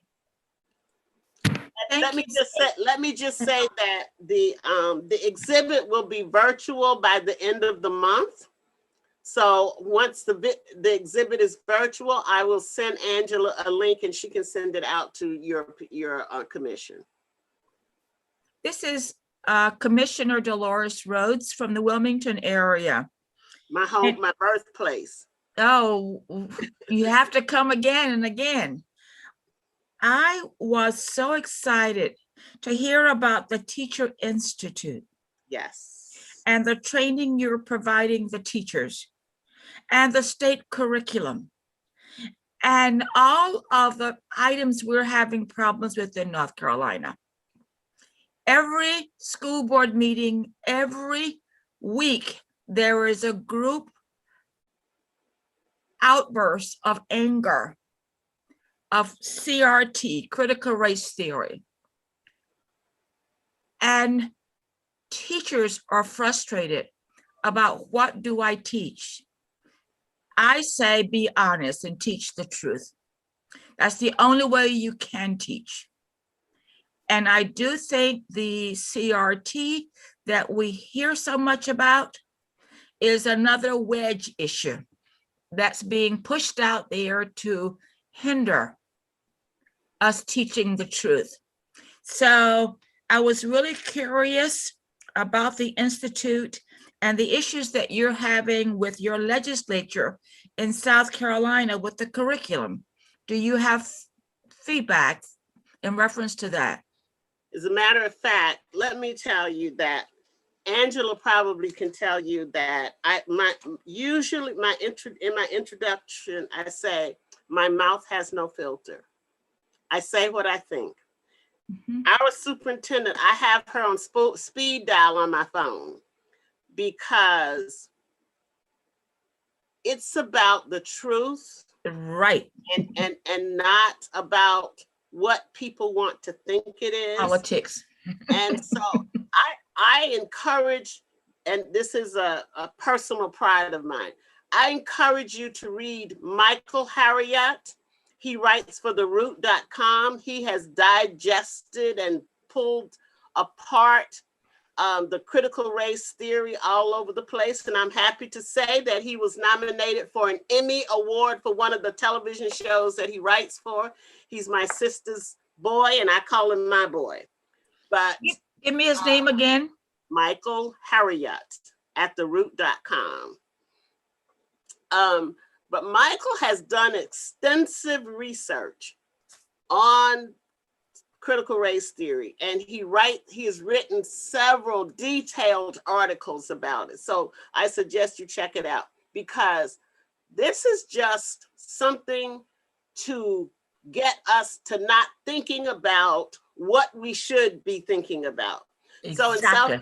So in South Carolina, our superintendent went on TV and said, she will not be, we will not be teaching critical race theory in the classroom. What they don't realize, you don't teach it in elementary and high school anyway. You know, it's not about elementary and high school. So what we do is we develop this year, because we couldn't do in-person training, we've been doing webinars.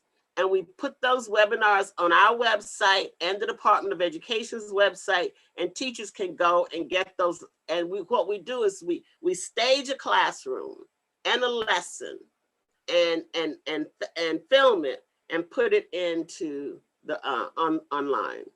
So this is just, it's just a matter of getting the information to the teachers.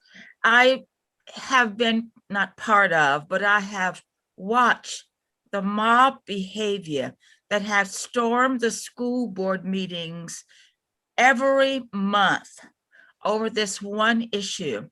I noticed in the Star News today, we have a very small paper, but I noticed that in North Carolina, the focus will be on American history, grade 2 and 3, rather than world history. And I do think that's right on for us to focus on American history, focus on it correctly and honestly. And that's what I keep saying. Be honest, teach the truth. Yes. And my thing is, there's their history and our history and whatever. It's our story, and it's everybody's story. Sure. And until we stop thinking of it as being us and them, we're going to continue to be us and them and continue to fight. We need to tell our story. We need to tell it accurately. And as I saw something on Facebook the other day that said, if Black kids can endure slavery and all the things, then white kids can listen to it and hear about it. Absolutely. And they will be just fine. Yes. For Reverend Crawford, all of the information for all of our work is on our WeGosia website, and you will be able to go and look at the webinars and everything that we've done right on that website. And on that note, Miss Harriet, we are so glad that you were able to join us to share with us part of our collective history together, but also to give us an indication of what you're engaged in right now and to make it very contemporary. And this is just a bit of the work that they're doing in South Carolina with the Heritage Commission, and we can learn quite a bit from our mutual engagement. And I do want to make a point, Commissioner Rhodes, there are opportunities in our state working with our teacher education programs to help intervene in this whole debacle around critical race theory. I had the opportunity to speak to teachers through a program at UNCG and the State Library. And I was presenting just the hidden narratives of Black women in the state of North Carolina. And of course, the critical race theory question came up. And I told them exactly what Ms. Janie and you have said, tell the truth, but I also indicated how to tell the truth. That's where we come in as commissioners and as commission, helping give them ways in which to do so that you don't even have to mention as critical race theory. You are telling the truth about our history in ways that are accessible, like telling someone's story, showing a mural that's up on a wall and telling that story. There's a lot of things around us. So this is the work. And I am so glad that we have been able to engage in that. Go ahead. I defer. There's another opportunity that's coming up that I think that North Carolina and South Carolina can get together on. This country and all the states are getting ready to commemorate the Revolutionary War. Our state legislature has appropriated $1.47 million for 1 year to commemorate the war, and they are looking to have that recurring for 10 years. Congressman Clyburn and some other members of the General Assembly, of the Congress, and all of the South Carolina delegation, I understand, it has introduced legislation to create a Revolutionary War trail that will run through North Carolina and South Carolina. Congressman Clyburn testified on it several weeks ago, and we feel pretty sure that it will probably get passed. While I agree with Reverend Dr. Crawford that we need to stay engaged with our state legislators, my go-to is Congressman Jim Clyburn, and I can call him Jim because we have established a relationship, and his district deputy director is on speed dial on my phone as well. So we need to not only make connections with our state legislators, we need to stay connected to our people in Congress as well. And we need to make them aware of what is crucial to our state and to the preservation of our history. Quite often, the National Trust for Historic Preservation will come and ask for members of your commission to help with advocacy. I've been going to Washington with them several times to visit members of the of Congress to advocate for what we need in our state. So we need to keep our fingers on the pulse because they're not going to give us anything. And I'm of that generation. I got to take what I'm supposed to have. And on that note, just to remind our commissioners that our strongest advocate on the federal level is Dr. Alma Adams, who actually introduced with Mickey Michaud the legislation that established our commission. So yes, we should keep that in mind. And thank you very much, Janie, for reminding us of that connection as well. Right. So I am going to turn my gavel over to Angela Thorpe for closing remarks. I've made my remarks really already. And so I would like to close us out with remarks from our director, Angela Thorpe. Great, thank you. And thank you again, Janie. It was an absolute pleasure to hear from you. So commissioners, since we have a little bit of extra time, I'm going to give what I call a mini report. Today was really designed to hear from you all because you hear from us often. And so we wanted to hear about the great work that you all are leading in the field. And I can't thank you enough. And I'll circle back around to my thank you towards the end of my mini report. There are just a couple of things I want to raise up again, now that we have the time.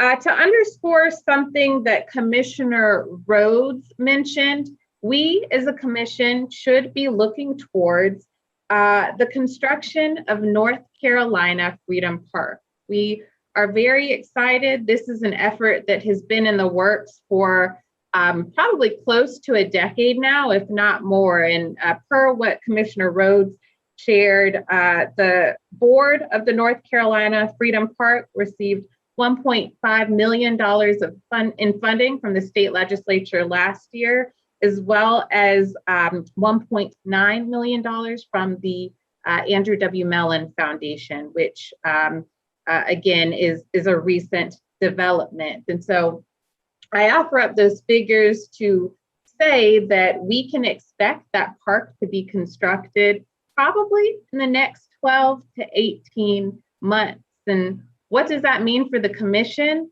That means that, again, in the next 12 to 18 months, we will absorb a physical cultural resource.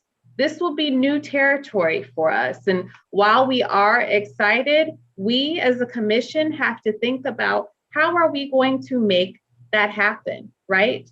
There is no staff. There currently is no funding for the commission to program that park. to manage that park. And so that's a major priority that we are thinking about. And again, an exciting resource that we'll absorb, but we need the infrastructure to manage it well. And so this is something that I have been working incredibly closely with Deputy Secretary Burns thinking about. But again, that is on the horizon, and that is something that we should be prepared for.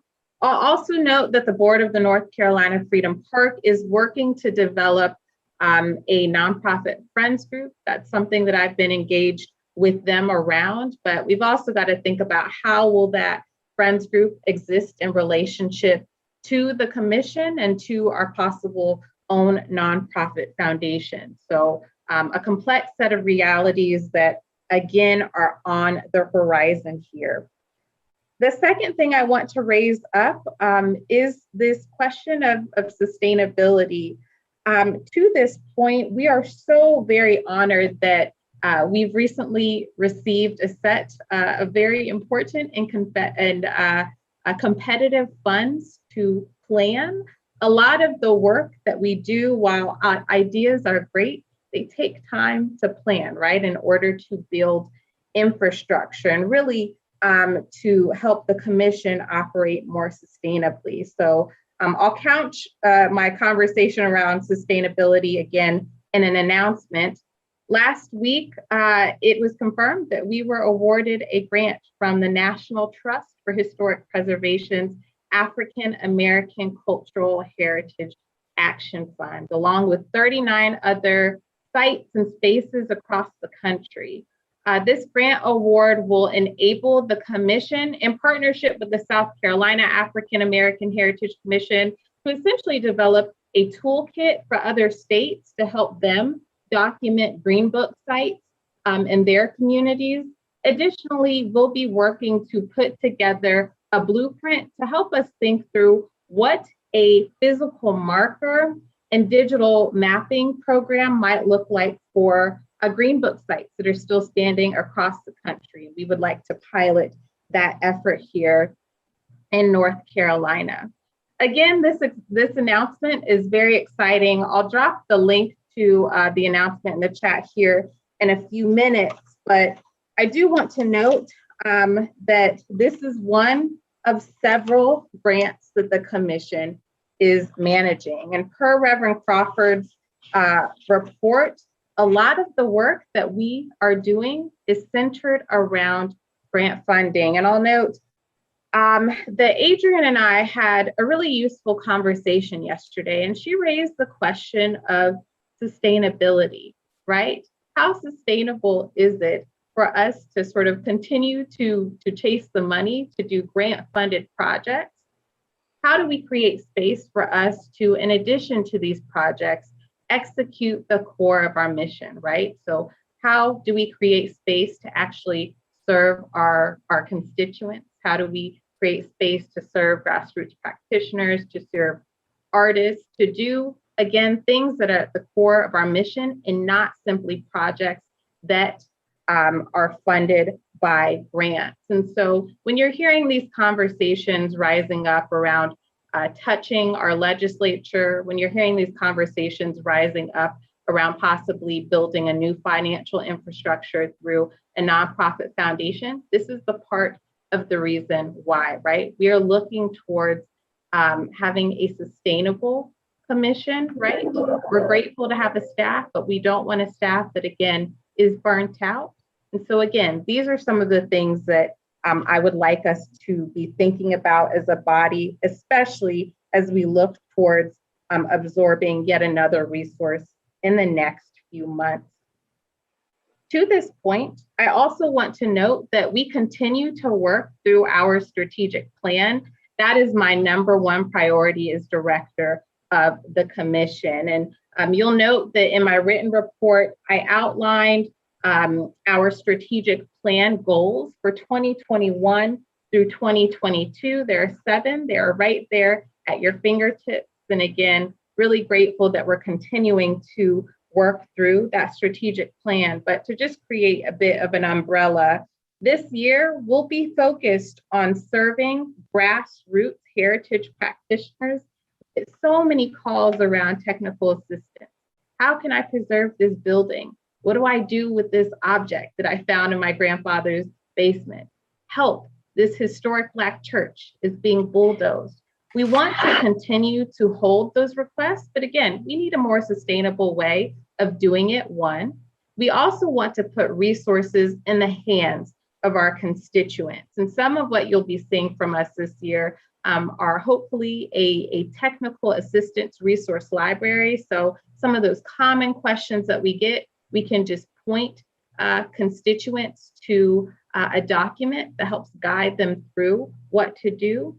We also had great success last fall doing a professional development webinar series that again, guided some of our constituent groups through some of these common and challenging questions. And so we look to execute that professional development series again this fall.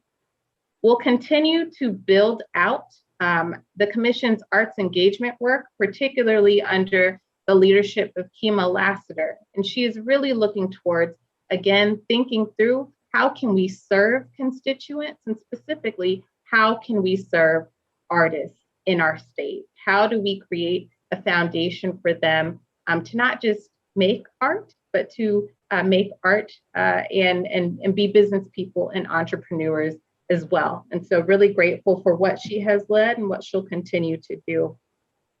I'll also note that a couple of additional strategic plan priorities center around digital engagement, which is work that Adrian Nearday will be leading. And then finally, education. And this is something that we have heard multiple times through this conversation today. But again, the Commission is looking towards developing more educational resources, doing more teacher trainings, but also thinking strategically about how can we be a through line to the Department of Public Instruction and other critical educational entities, particularly as these conversations and shifts around state curriculum are being held. And certainly having a dedicated staff position like an education and outreach coordinator would make those efforts stronger.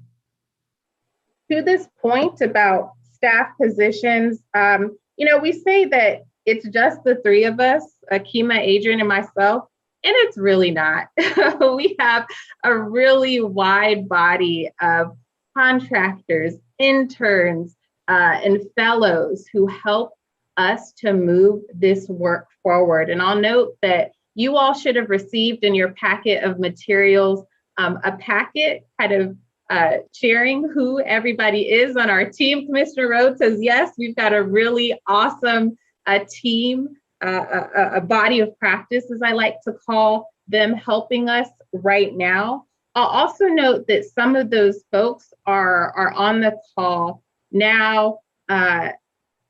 My interns and fellows and contractors are going to hate me for this, but again, since we have the time, those of you who are on, I would love just for you to say hello. If you could say who you are, where you are from, and what you are working on with the Commission so that folks can put a name with a face, that would be great. And I'm just going to call you as I see you so we can do that very quickly.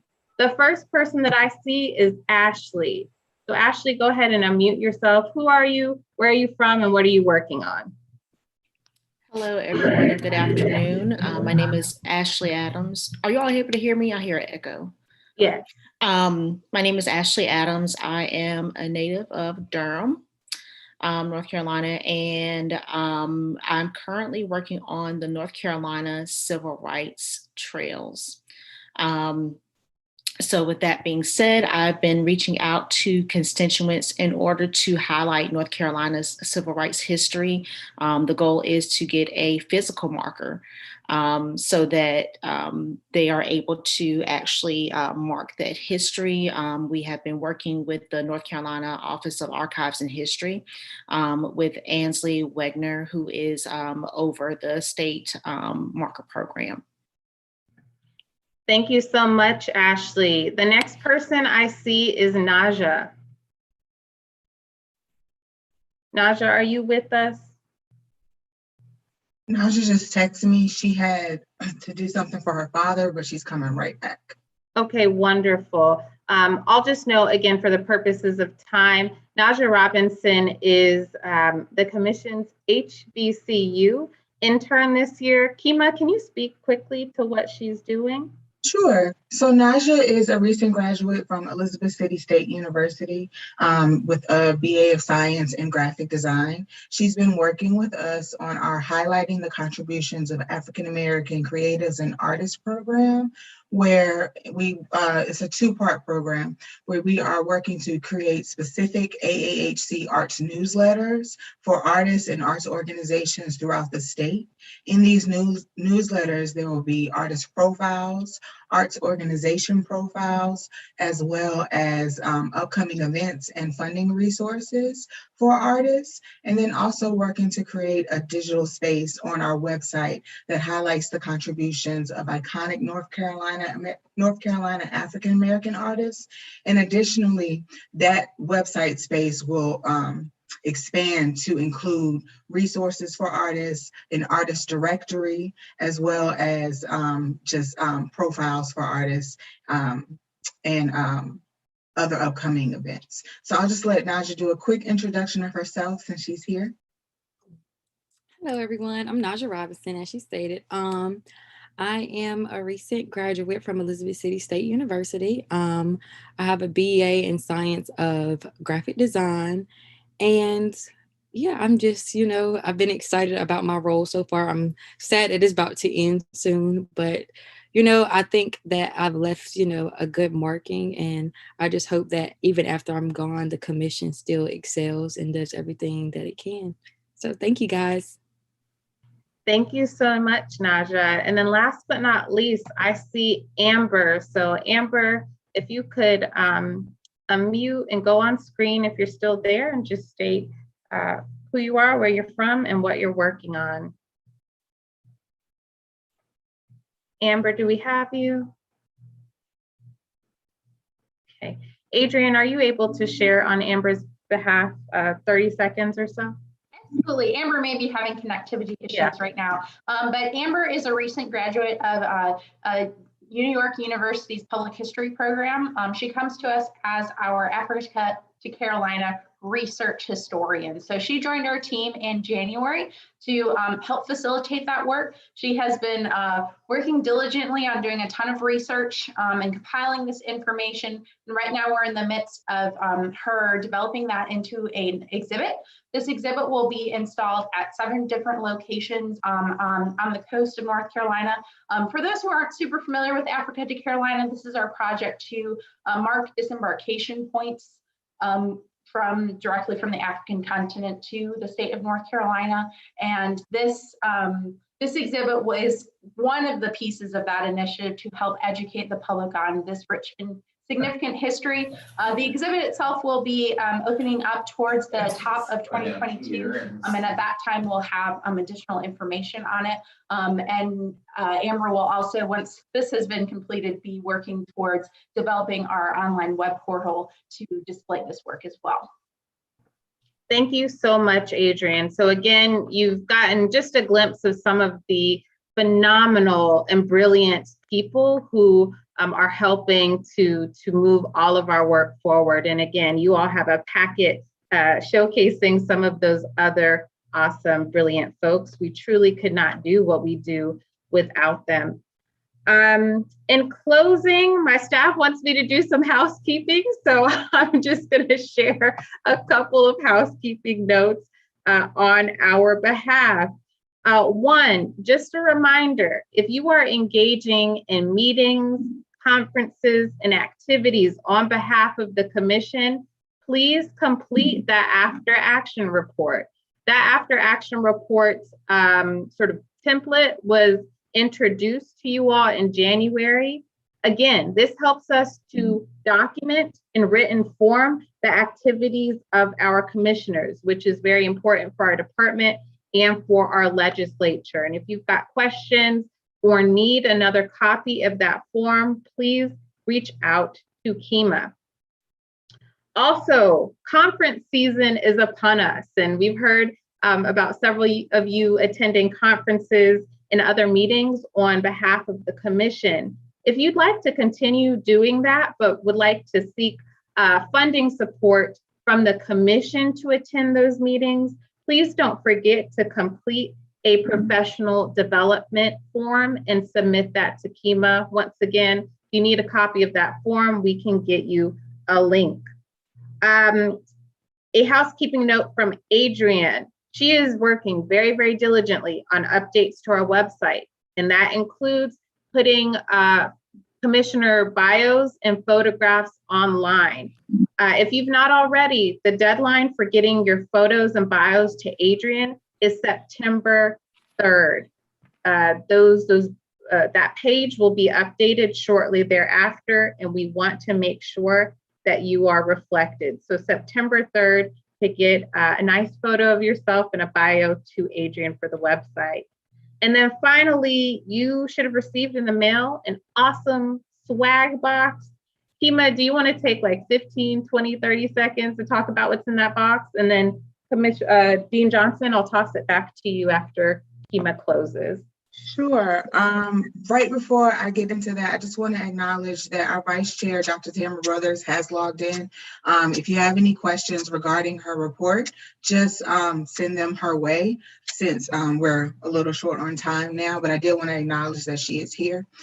So if you have not received your care package yet, it will be coming probably either today or tomorrow. But in those care packages, we just wanted to thank you all for all of your support this past year. You'll find there is a lot of commission swag items. There's a special binder with a notepad and pens in the package as well. Special mugs specifically for commissioners and tumblers, notepads, just a lot of different items, keychains, hand sanitizer, which is very necessary right now. Right. And specifically in Commissioner Moore and in Commissioner McKesson's, in your boxes, you have your name tags officially that have your commissioner badge on there as well. So be on the lookout for those. We have one on stock in the office as well in case you lose those two. So we always keep one in the office, but I just wanted to make sure that you saw those. And those were created with the help of Naja, our intern. Naja really worked really hard to put those together, as well as the contractor PowerPoint presentation that you saw in the email I sent. Naja put that together as well. And so I just wanted to let you all know what's in there, and thank you all so much, and thank Naja for your support in creating those too. Well, thank you all so very much. I am actually going to let Dr. Holmes Brothers, will put you on the spot, to say our any closing words that you would like to offer. We just want to hear your voice and to acknowledge the wonderful work that you two have done, especially in moving us along the terms of sustainability. So, Dr. Brothers, Holmes Brothers, take us away. Thank you so much. Can you all hear me? Okay. Yes.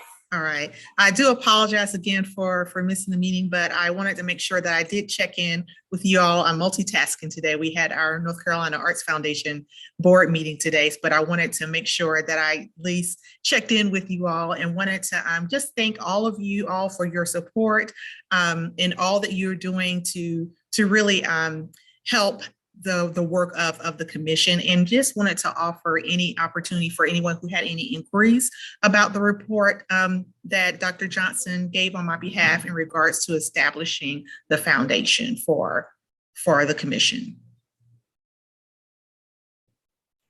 Thank you so much. And let's all give ourselves, I want to hear, I need to see claps or show of clapping hands on all the work that we have done on behalf of the North Carolina African American Heritage Commission. And to our special guest extraordinaire, Janie, Harriet, thank you, thank you, thank you. We appreciate you and we love you. Thank you. And with that, unless I don't hear anything else, I see. Please save your chat because there's information there. I am going to gavel us out and end this meeting. Thank you so much.